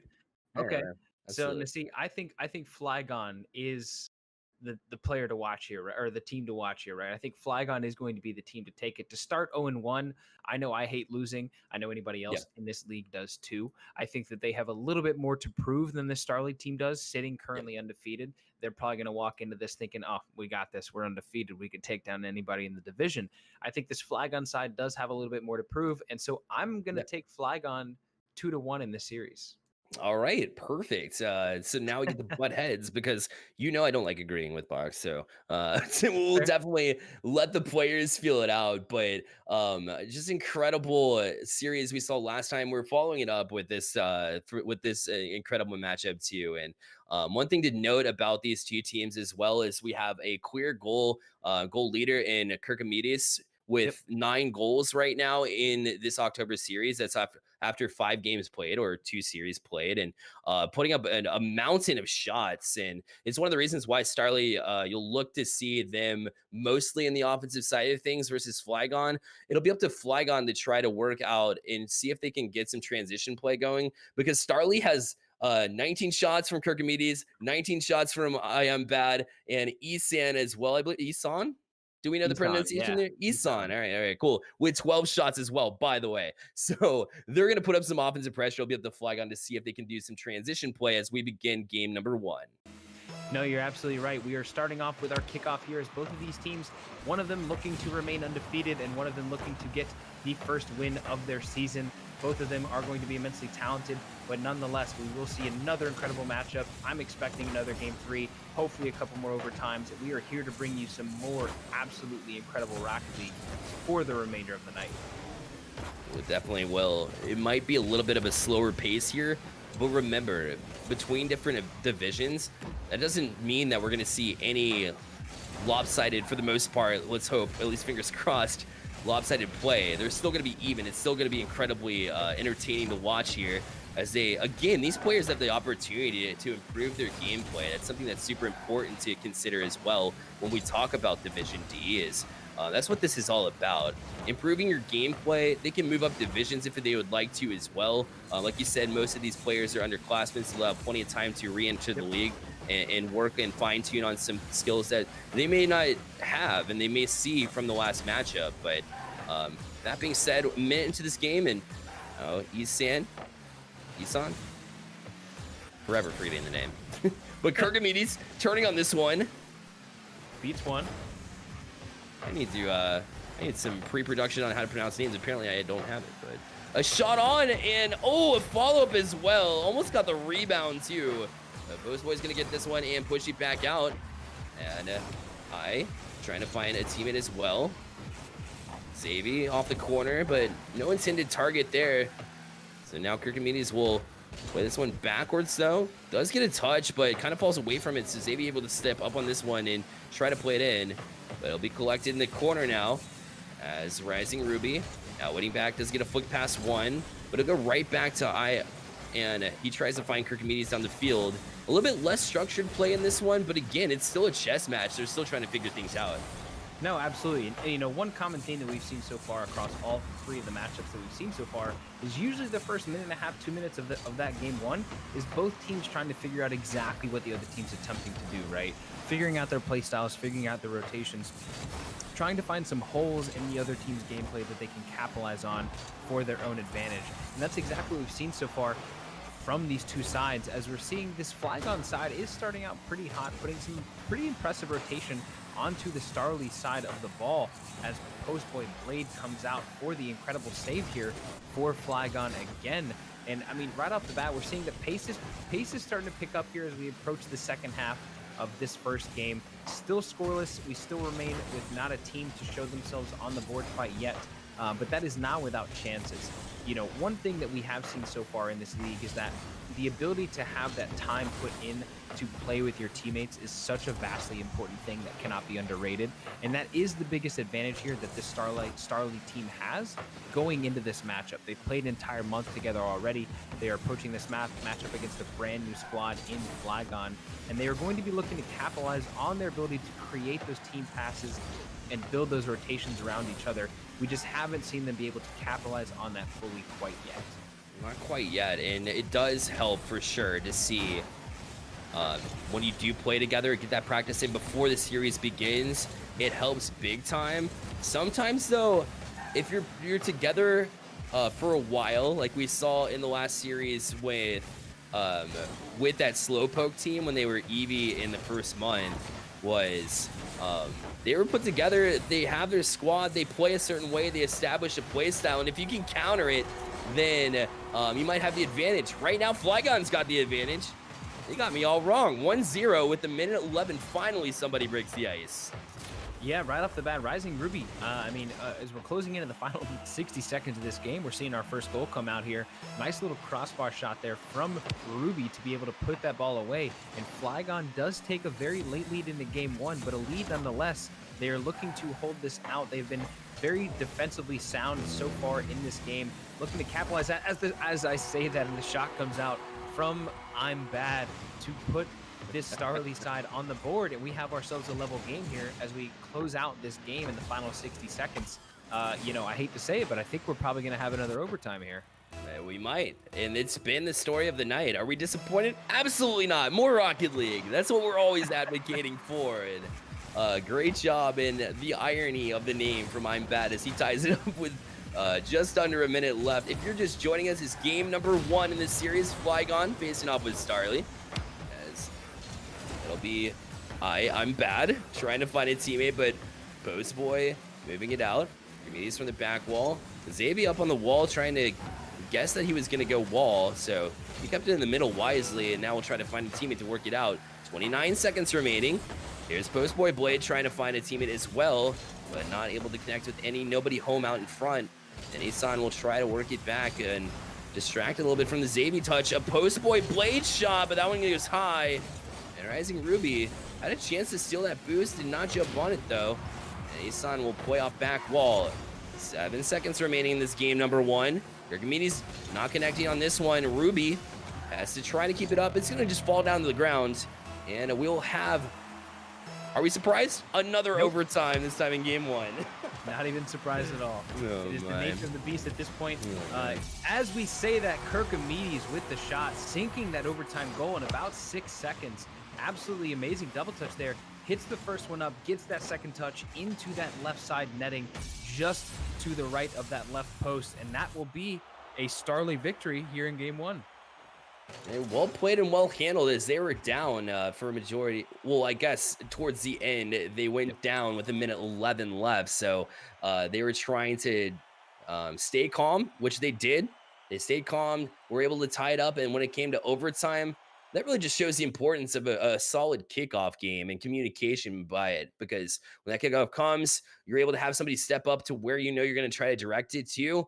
And Kirk was able to jump up on it and get that second touch. So I think that Flygon surprised me, right? I thought Starly was going to come out and do some damage and work offense. I think Flygon had a lot of offense in that one. It might have been around 50-50 as far as the offensive pressure goes, but a strong start from Flygon. But in a best of 3 series, it's unfortunate to have a good start and not finish things out. So I think Starly, if they can continue to roll the way they did in that last 53 seconds or so, they should be good to go. But again, Flygon showing some promise as well.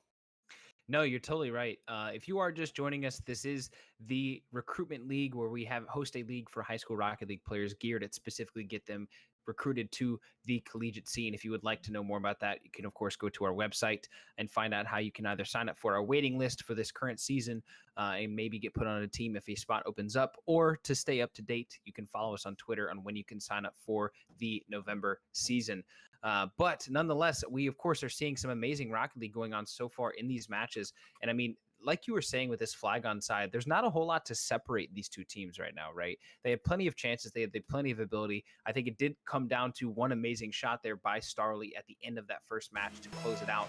But Flygon is, of course, going to be looking to bounce back. They have the ability. They have shown that they can put the correct amount of pressure on to make very important challenges in this matchup, and they will be looking to take this dub in this game 2 to move this to a game 3 to stay alive.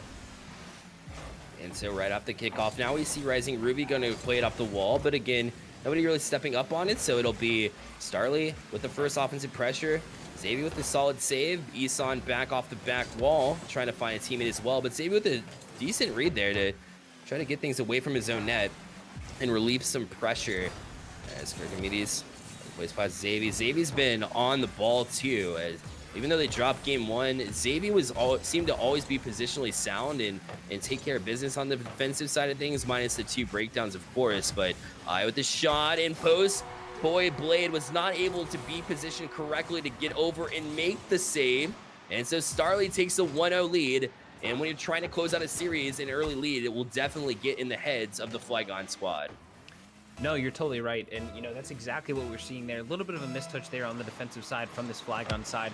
Not exactly the start that you want to have in a deciding game where you are fighting for your chance to stay alive in the series. But nonetheless, that did happen inside the first minute. There's still plenty of time for them to bounce back and make some appropriate adjustments to be able to stay alive for a longer period of time in this matchup. As we see Ruby going to be looking to make a shot down, but Bad is there to make a challenge. Gets that second touch into the corner, but not quite able to put a pass into the middle to Isan. But Kirkimedes is there to challenge. Going to be looking for that double touch, but Blade is there to push this ball away. We have ourselves a relatively tightly contested match in the minute following that first goal. And Flygon, of course, looking to put as much pressure as they can onto that Starly side of the ball to give themselves a chance to stay alive.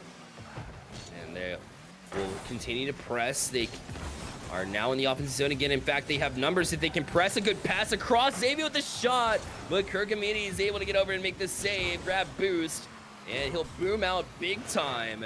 As Postboy Blade, not the touch he wants either. Across, and Isan will finish it off. And Starly starting to run away with this one. It's 2-0 with 3:09 remaining. They are indeed. That pressure in that team play is showing as Kirkimedes puts an excellent pass there off of the right side post into the middle for Isan, who sinks that with ease into a relatively open net. And we are seeing that there is some defensive breakdowns now happening for this Flygon side. You can tell that they maybe do not have it all together quite yet on the defensive side. They've made some great plays, but in the moments that matter the most like that, they are leaving themselves a little bit too open on those challenges, as Xavier's looking to get a touch, but doesn't quite able to get it on Kirkimedes with an open net. Blade not quite able to get there, and Kirkimedes is going to make it a 3-0 game as we approach halftime. And a little tiny touch from Isan to set up Kirkimedes as well for that shot to get it past the defender. That opened it up. It forced Postboy Blade to try to scramble back and make the save. And although a valiant effort and winded after rushing back to it, was not able to get that save. And now Starly in a very, very good position. Almost better if they can get it, but what a save from Ruby. Well done to keep it within 3. If they're able to somehow mount a comeback, we'll definitely remember that save. They got some work to do as Starly continues to press off the back wall now. He's Son trying to get something going, but Bad is going to backtrack on this one, play off the back wall. But they mishandle. Here's the chance. Ruby needs to finish. Oh, it's just wide. And Bad will play it up the wall and work it out with 2:14 remaining. And Starly, all they have to do here is kill some time. And time is definitely on their side here as they play corner and continue to just try to kill it. Here's Bad. He's going to play it off wall, but Ruby able to jump on this one, and we'll try to play out. Here's Kirkimedes. One misses, a chance. Xavier's having to backtrack now. They'll have numbers here to try to put in their 4th goal, but Xavier has been sound. He's definitely been the highlight of this Flygon team, as this series hasn't gone the way that they've wanted, but at least they got a highlight out of this one too. And they can try to make some adjustments going in, but I don't see a comeback coming in this one as time is ticking down here. Yeah, we are approaching the final 90 seconds of this matchup here, and it is looking pretty commanding so far. This Starly side does seem to be maintaining possession here a pretty hefty majority of the time, which is not exactly what you want, or if you're this Flygon side. As we see Postboy Blade getting a nice touch there. There we go. It is going to roll in, and that is going to be a goal for Blade here and the Flygon side to take it down to just a 2-goal difference as we approach the final minute. Still plenty of time for them to stay alive here. They need more chances like that and the ability to create more space for them to play in order to be able to score again and stay ever so closer into this matchup in order to be able to stay alive. Prove me wrong, Flygon. Prove me wrong. Please prove Fairlight wrong. We're looking for another game 3. We have not had a series in 2 yet, so they're trying to keep themselves alive, and well done. And actually, some solid mechanics coming out from a rather lower MMR side than we saw in the last matchup, but they're showing that they have the mechanics too. So it's good to see. And again, all about improvement here as Postboy Blade will get a touch out of the zone now. Bad trying to play it past, but Postboy Blade's been showing up in the defense as well. It's just they've been playing too much of it. They need to get on the offensive side of things. Starly almost struck. Here's a chance. It should be a breakout here. Xavier off the wall now will get a touch, a shot, and that one will find its way home too. Not so fast. It's 3-2. They're back within 1. Great shot from Xavier. It looked the second there that Xavier didn't quite get the initial touch, but takes it up the wall and sinks an absolute banger into that top right corner. We could potentially be looking at a comeback here. We are approaching the final 25 seconds of this matchup. Flygon is down just 1 goal. Another goal like that will put them in contention and take this to overtime, but they need to score again here very, very soon and not leave themselves too little space to be able to make something happen here. But nonetheless, we are approaching the final 10 seconds. Flygon looking to score again here as this Starly side is looking to maintain strong possession, keep this ball on the ground and keep it out. We are approaching as that ball is going to tick down, but Xavier is there to keep it up. The ball is going to fly, and Postboy Blade looking to keep that ball in play, but it does not, and Starly will take this series 2-0, our first sweep of the night, and they move on to being 4-0 at the top of the division. All right, Flygon, I see you got heart there as well. Yep. We see Postboy Blade with 148 ping too, so he was dealing with ping while making those great saves too in the defensive side. But Starly, like I had mentioned, was just a little bit too hot to handle. They took it to Flygon really early in that game number 2. And in fact, took game number 1 in a similar fashion. So Flygon put up a lot of skill in this one, but I think at the end of the day, Starly did everything they needed to do. That's a reason why you build leads early in games, right? You don't want to start off weak, because if you can build that 3-0 lead, even if they do make a push at the end, they start swinging some momentum their way, you still have that lead to work with and kind of kill the clock along the way. So I think that's what Starly did here in game number 2, and they will win the series 2-0.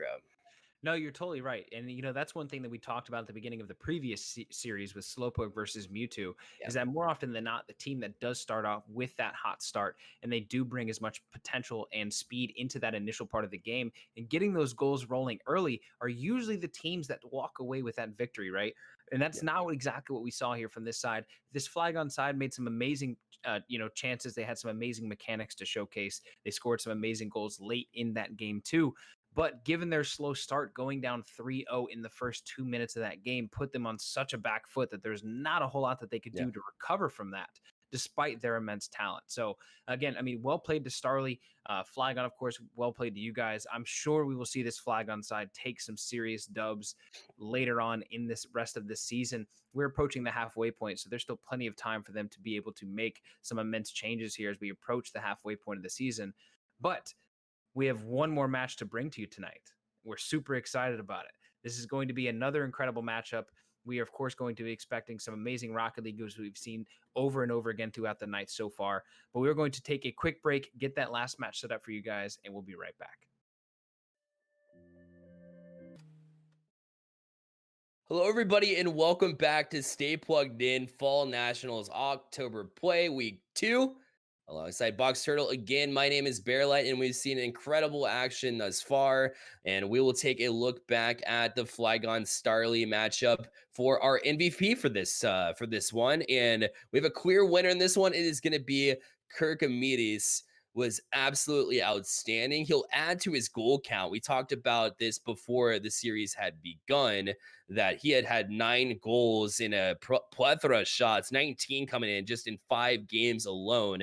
So he packed his stats through those 2 games as well, and will add to it, and has been continuing to be a star in that Division D as well. So congrats goes out to Kirkamides as he played that series so well. And we have another series coming up as well. Yes, another bonus action coming up. We're running a little bit late, and we're not even mad about it, man. We got Jolteon facing up with Drampa. It's a Div C matchup. But first, let's go over the Division C standings and see where we're at. Box Turtle. Yeah, no, absolutely. And again, congrats to Kirkamides and the rest of that Starly squad for a well-played sweep. But of course, sitting at the top of that league, we do have Executor and Misdreavus, right? Both of those teams 3-1 and 2-0. Ditto not far behind them. And just below them, we have Jolteon and Drampa. Both of them are 2-1. Both of them are very close in goal differential and round differential as well. And that is, of course, the 2 teams that we are going to be seeing tonight. So one of these 2 teams will move up to, again, tied for that number 1 spot at 3-1 at the end of this match. So this is a deciding matchup for both of these teams. And of course, let's take a look at that Jolteon team first, right? We do have the senior in Yarky. We, of course, have Ale and Blazy as well, or excuse me. Yeah, Blavy. I don't know. It's Bluey. It was my Bluey, yeah. It's Bluey. Mm-hmm. Okay. Yes, well, see, I can't read. But nonetheless, gamer tags are always difficult. And this is going to be a very good matchup for a variety of reasons. Number one, all of these teams are at least 1650 on both sides, right? This Jolteon side is, of course, talented themselves. On the other side, we have this Drampa squad. And this Drampa squad is going to be all around 1650, 1700 themselves. And of course, a team of seniors in Cleft and Bacon. And then Alpha is going to be rounding out that side as well. Cleft has been quite the powerhouse so far, hitting 10 goals off of 22 shots this season. So not a very good goal percentage, 2 shots, but nonetheless an insane amount of shots and goals regardless. And that's just throughout 6 games. So excellent play there so far by this Drampa side. And this Drampa side and this this other side here in the Jolteon squad are going to be brand new to our league. So not a whole lot that we've seen from these 2 teams so far. So this is going to be quite the showing for us. So we can actually accurately gauge exactly how these 2 teams are going to match up moving into the rest of the division. Yes, it's always interesting to see new faces on stream, new individuals coming into the programs that we have here and established with the leagues for high schoolers. It's awesome to watch them try to adjust and figure out different ways and different strategies for teams that they haven't seen before, teams that play differently than they do. And going back to what you said, the only way I knew that that's Bluey is because that's my team. I coach this team. It's Jolteon. So Bluey is how you pronounce it somehow. I don't know. He said it was a troll or something like that. But I do know a little bit about this Jolteon team. So before we begin, I know Bluey and Yarky have played together for quite a bit. They're trying to get Ale into their rotation as well. Yarky coming in as the senior, Ale not too far behind as the junior as well. So again, solid. We should see solid things come out of this Jolteon squad. They've been doing so pretty good so far, but they'll continue to build on what they worked with. We went over some replay analysis, which is one of the cool things we do as well. So we'll see what they can come up with here as we begin this series in just a little bit. No, you're totally right. And Drampa on the other side, which, I mean, if we're going off of predictions here, which we usually are, I'm assuming you're taking Jolteon. And if that's the case, then I'm taking Drampa.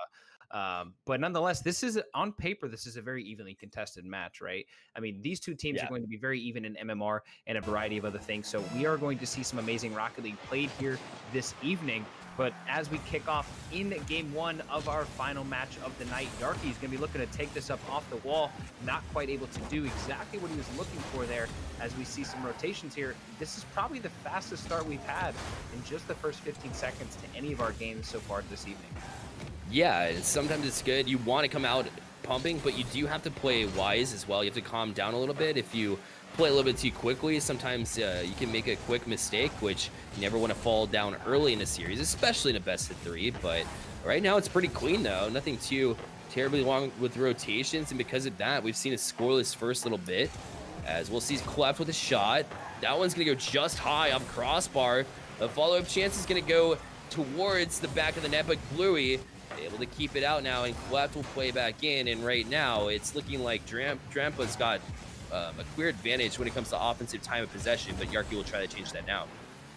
No, you're totally right. You know, this is already off the bat. This is a very quick match. Both of these teams putting on immense pressure very early to start this game, which clearly they've been listening to stream, because that's exactly what we've been saying all night so far, is that the teams to start out hot first is usually the team that is able to put more pressure on early and therefore win the game. So that's exactly what we're looking for here from both of these sides already, as Cleft is looking to push this back in, but Ale is there. We're going with the Halloween themes again from this teams, as we have Ale is Spooky Ale for this evening. Oh, a chance develops a shot on, but it's Bluey able to get to it, but Bacon following his own shot wisely. And it will be Drampa the first to strike off the car of Bacon. We got the 1-0 lead. Very good awareness there from Bacon to get that quick turnaround off the corner, hit around and hit the angle on that shot. Well played there from Bacon, in as the senior, one of the seniors on this team, leading his team effectively and starting them off early here at a minute and a half in, is scoring the first goal of this series. Yes, and you know, he's not been the goal scorer so far this year. He's had 6 games played. He's got 5 goals through this October month, and usually it's Cleft to step up. He's got the 10 goals for this team, and but it's good to see him jump up and follow his own rebound. And again, when a teammate's not available, sometimes you just got to turn and do it yourself. And good job by Bacon to accomplish just that and give his team the best chance here with 2:47 remaining. And a shot comes out from Bacon. Here he goes again. So he's got 2 goals after having 5 through 6 games played. He's got 2 in this game alone, and a 2-0 lead from Drampa. Excellent pass there from Cleft off that corner. Just reads it off the backboard, puts a shot onto the back wall, down to Bacon for the goal. Excellent team play there, and that's exactly what you want to see from a team of new players, right? A team that realistically probably has not spent a whole lot of time playing before, unless, like you said, they are trying to bring Ale into their like you said before, your team has played together, but this team, from what all we know, has not. So this is a brand new team that has clearly built some chemistry over the last couple weeks of this October season, and they are showing that here very early in this game one, as we are up 2-0 as we approach the halfway point. And this Jolteon squad is looking a little flat coming out. The rotation is a little bit weaker. It looks like, again, we mentioned before that Bluey and Yarky have played together, and Nail's continuing to play with him.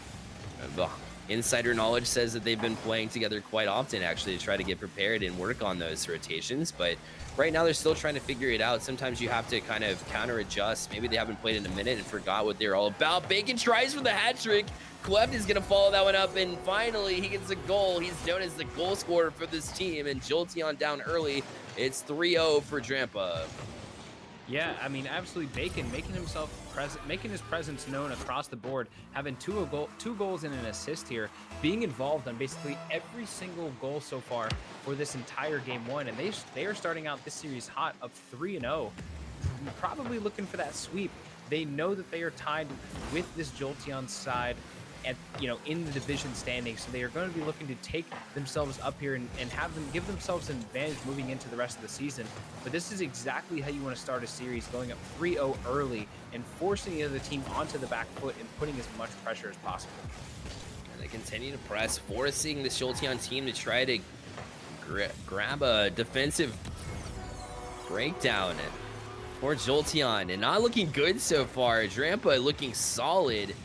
But just Yarki not able to get over the challenge. It's just quickly played by Klept. Hey, props to Klept for a quick play to get across.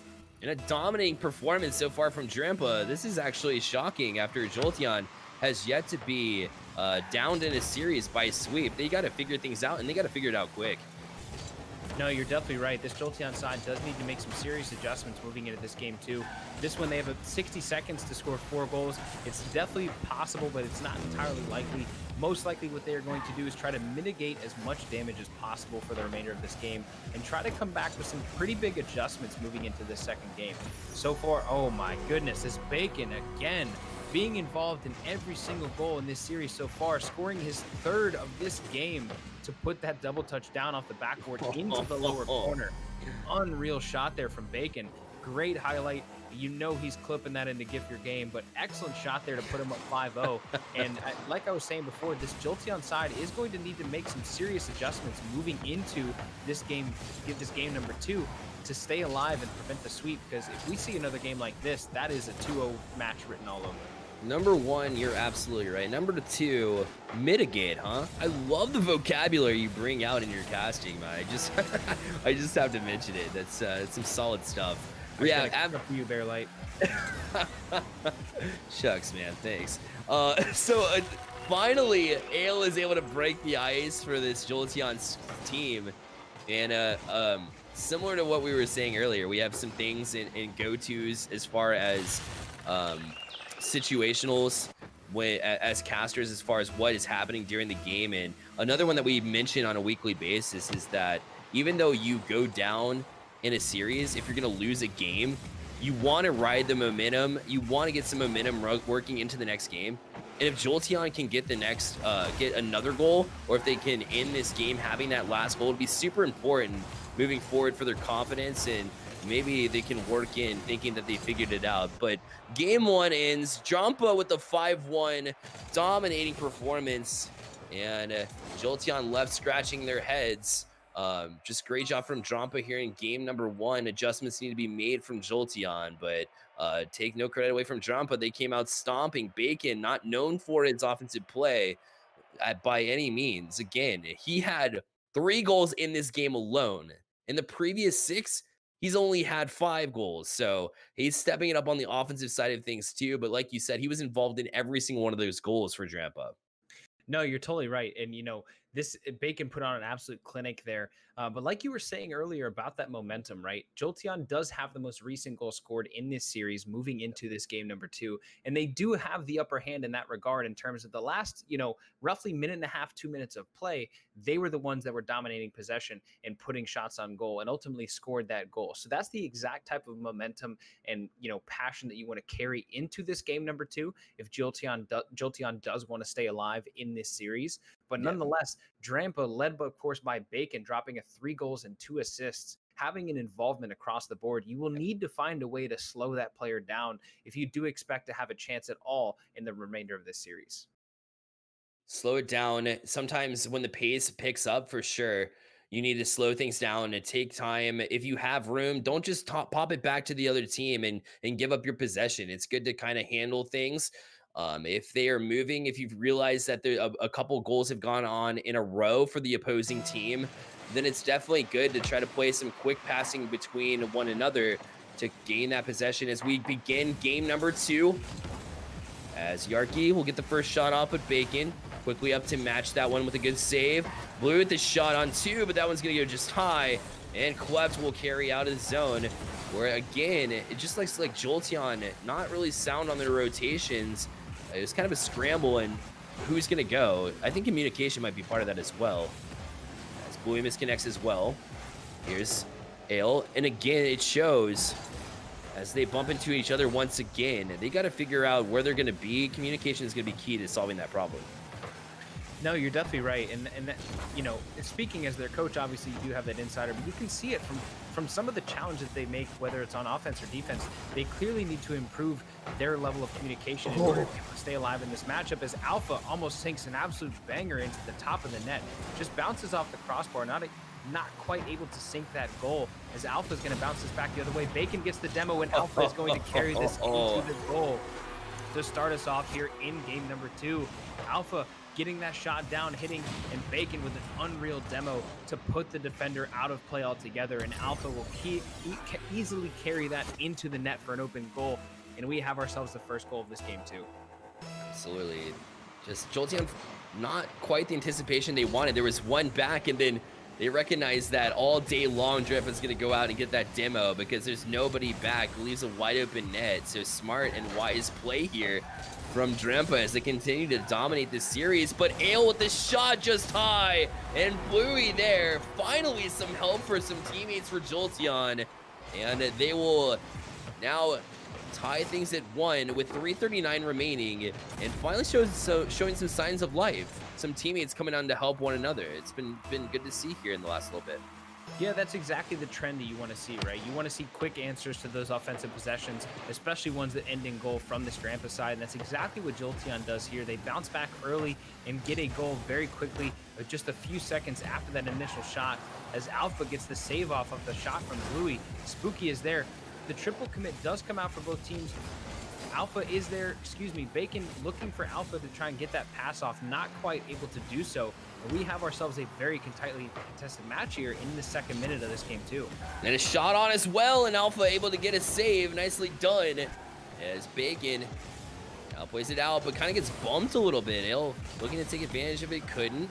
Bluey was looking for Ale to maybe stick there, but wasn't available here, so Yarky will step up and wasn't able to connect though. This one's getting a little bit dangerous, but Clef couldn't jump up on the wall to get the pass across, but Bluey might do it from him if he's not careful. Finally brings it down to himself, and it'll work back out.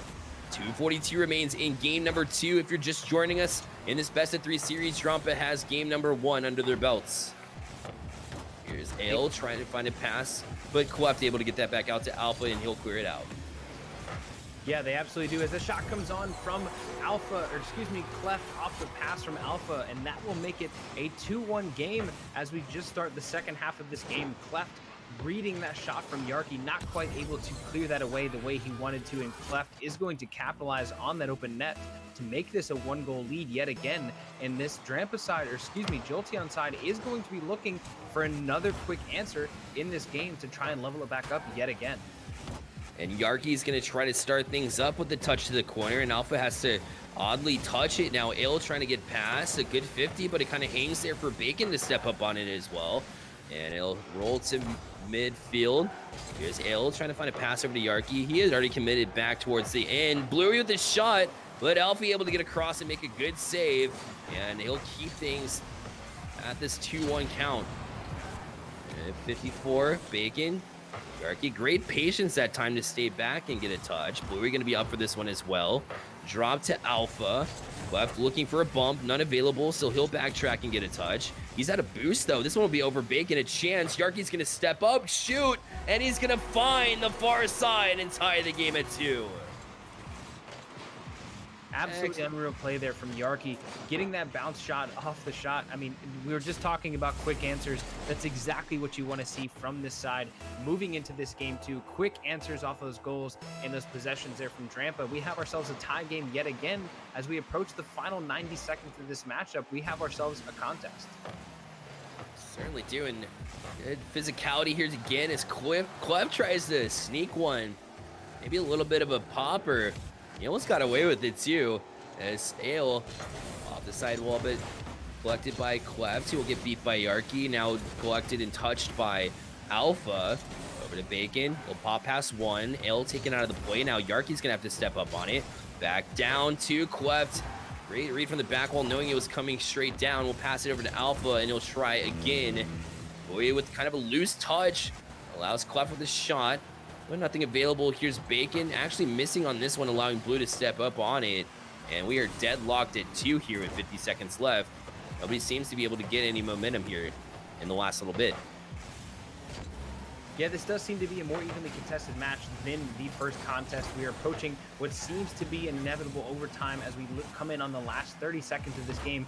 One of these teams is looking to stay alive in this series. The last one is trying to close it out, as Drampa does still continue to have possession, but this ball goes the other way as Ale makes a great touch, just not quite on. And Alpha now coming the other way with it as the entire Jolteon side is pushed up at that midfield to try and make some offense happen. They are, but they got to be careful as well. You knew that the first game did not go their way. They're looking a lot more sharp as Ale back down. Bluey had a shot at it, but he wasn't able to get to it, and Yarky was not either. But look out. Here's a counterattack for the last seconds ticking down as Ale will put it past one. And we have, like you said, yet another overtime in this incredible night of action in Rocket League spin series. It's been incredible. It truly has. This is at least our 4th or 5th overtime of the night.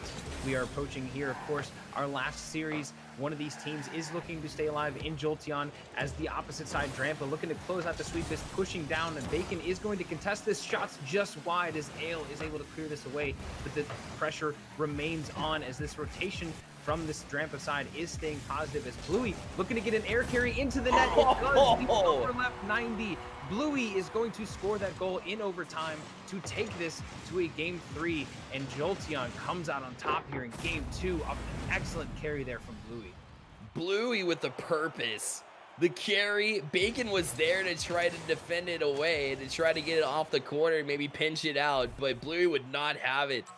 He was on fire that game. Bluey really took him on his back, rather, with 2 goals, 2 saves off 7 shots. Bluey was outstanding, and a little bit of struggles again from Yarky and Spooky Ale. My apologies. Of course, he gives the spooky for the Halloween theme, but Jolteon, a completely different team here. Drampa, it seemed like they didn't change a whole lot. They didn't make a whole lot of mistakes, but Jolteon came up on fire. They were able to take game number 2. And of course, we're going to get our third game number 3 here in the night. It's going to be close. If Jolteon can keep doing what they're doing rotationally, if Bluey can continue to work his magic here, because it looks like they're relying on him heavily in this series, then I think Jolteon has a chance. But Drampa, a strong game 1 performance. They showed that they can dominate this Jolteon team. The Jolteon comes back in game number 2. But again, Drampa had the domination in game number 1. They showed that they can pop off as the better team. It's going to be tough to say, but as far as the momentum goes, I'm going to have, we'll see Drampa and see if they can pull it off too, as we begin this game number 3. No, you're totally right. And, we were talking about the adjustments that this Jolteon side needed to make heading into that game 2 in order to stay positive and be able to keep that momentum going. And that's exactly what we saw, right? They ended that first game hot. They started the second game hot as well. And here we are entering into our third game. Jolteon looking to continue that hot streak into the remainder of this series. One of these teams looking to close it out as we have a battle for who is going to be tied for first place in their division among both of these teams. And so far, to say this is an even contest is a little bit of an understatement right now. Definitely. After that game number 2, once Jolteon figured things out, overall, these are even teams as Bluey tries to do it again, a double touch from both teammates. Yarky not able to get the shot off at the end either. That was an excellent chance, but it's just that short from becoming a goal from Jolteon. And Drampa hanging off for dear life in that challenge. And they're still not out of harm's way yet, as Cleft has to get a clever touch, a dangerous one at that, though, to try to get out. Finally, Bacon steps up, and Bacon popped off in game number 1. They're going to need to see a little bit more out of him to try to take this series here in game number 3. No, you're totally right. And, right off the bat, we're seeing some immensely quick play and some amazing chances that have almost happened even in the first minute of this game so far. Both of these teams clearly trying to show what makes them great. As Bluey wins that 50 at half field, gets the half flip out, just gets it past Bacon, is going to look to push this into the middle, down to Spooky Ale. He does, and the shot comes on, but Bacon is there for the save. Absolutely unreal team play there, but Bacon again making it known on both sides of the ball, preventing that goal from going in. What an absolutely unreal save.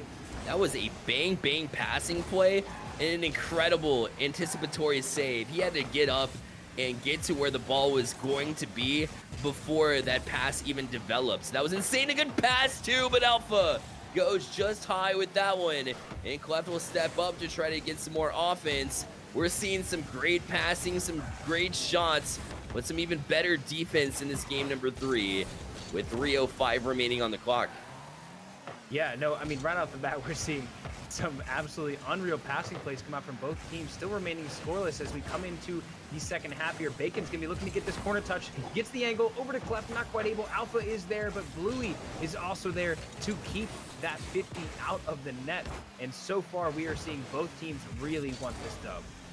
Absolutely, and a banger out from Bluey as well to try to set up a teammate where Ale was not able to get across in time.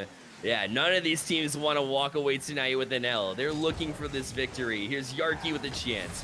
Now it'll go just wide. Follow up from Bluey. He wanted to touch it to the far side, but didn't get a whole lot on it. And so the defense is left with some time to try to organize. Luckily for them, Ale kind of jumps himself out of the play, so they're able to at least get to the offensive side of things before it's pushed right back out to middle, and Yarky will begin.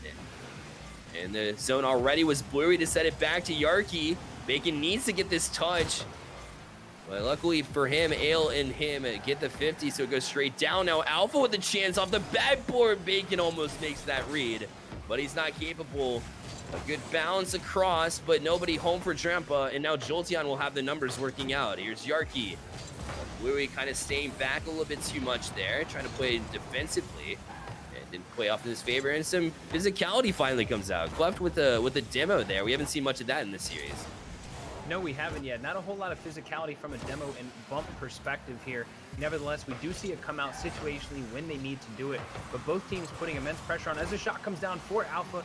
Not quite able to put it on as it's just wide to the right of the net there. Spooky beats one, clearly has no boost, goes for that middle boost and gives up possession here. Clef is going to bounce this down to Alpha, but not quite able to get the touch he was looking for. Up to Yarky, looking to get a touch, but again, possession rolling back and forth for both of these teams. Yeah, they continue to press and try to be maybe a little bit too fancy. We saw a back pass there, but it was dangerous because you had Bluey, I believe it was. Might have been Yarky, actually, that was cherry picking. So to choose a back pass, maybe not the wisest choice, but it worked out for him just because he got the clear here. It's dangerous, but Bacon jumps up quickly, makes that save. And now Cleft will play in. Yarky there as well. Bacon, Yarky. Off the back wall now. Alpha can't read it, nor does he have the boost, so Ale is going to have an easy tap in here with 34 seconds left. The worst time possible for Drampa to have a breakdown. And they're down one with just a little bit of time remaining in this series. Yeah, and right there you see exactly what we're talking about here from this Jolteon side, making those adjustments, coming back from that pretty savage first game loss to win 2 straight games, and now to be ahead in this one as the Cleft goes down and gets that save off. They are now up, approaching the final 20 seconds of this map. This Drampa side will need to make changes within the next 5 seconds as we see a shot come on, but the save is there as Spooky does get that off the side of the post there, followed up by the shot from Ale as Yarky gets another save off the shot from Bacon. Absolutely unreal positioning here from this Jolteon side. This ball is going to be put down closer to this overtime point. Bacon is going to get that shot away. The ball is now at 0 seconds. The next time it touches, we have ourselves a winner, and we do, in Jolteon is going to take this series 2-1. After watching game number 1, you had to figure that Jolteon was kind of out of it, right? They didn't seem like they were clicking, that maybe their chemistry wasn't there. Hey, props to Jolteon. It wasn't easy either. Both of their wins were only by 1. Their loss that they had was by 4. So again, we there's a reason why it's cliche, right? There's a reason why we use it every week. It's, getting that momentum from that last goal that they had in game 1. And since then, it wasn't the cleanest of plays.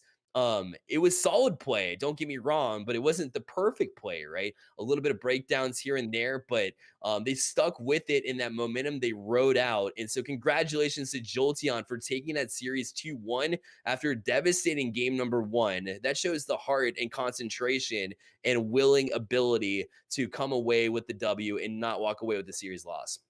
No, you're totally right. And that's exactly what we're talking about so many times throughout the course of the past couple months, talking about these teams and the momentum that it takes to actually carry yourself through these matchup plays. We have match days on Mondays and then again on Thursdays. So there's short breaks in between, and you can very clearly see which teams are putting in the prep work and the time it takes between those match days to show up, right? Yeah. And having that mentality, building that mental game and that mental toughness that it takes to stick in those tough losses to be able to bounce back is exactly what we saw from that Jolteon side. So absolutely unreal performance from them. I mean, I know you coach them, so I am going to give you a little bit of credit in building up that mental fortitude that they have. But they've showed us tonight exactly what makes them great and why they deserve to be now tied for that number one spot in their division. Yeah, that had to be a drive as well. It's like we're not playing like a top tier team in our division with that 5-1 loss. What can we do better? How can we adjust? How do we get ill more in the rotational feel of the game? So you're absolutely right. When it comes down to it, it's all about adjustments. They were able to do it and cap yet another fantastic series. We saw plenty of them tonight. Yeah, totally. And of course, Yarki, of course, being the senior on that team, unreal performance from him. I mean, across the board, we do need to bring you an MVP for this match here in just a few seconds. But I mean, across the board, this entire team showed up in a variety of different ways. And every single person from this Jolteon side was able to counter everything that the Drampa side did. And that's a Drampa side where Bacon had, I mean, put on a clinic on both sides of the ball, whether it be on offense or defense throughout that entire series. All three of those games, I'm pretty sure Bacon had at least, I think it was like 5 goals, which equals his goal total for the entire rest of the season prior to this night. Yeah. So, I mean, really to put on that type of a performance across the board from a team perspective for this Jolteon side, it's truly unmatched. I mean, they played fantastic. They absolutely did. That's a great sign of things to come. Drampa also showing signs of life too, and the reason why they were pushing for the top of the division as well. They came out popping. They didn't really back down either. It was maybe one mistake, one or two major mistakes there.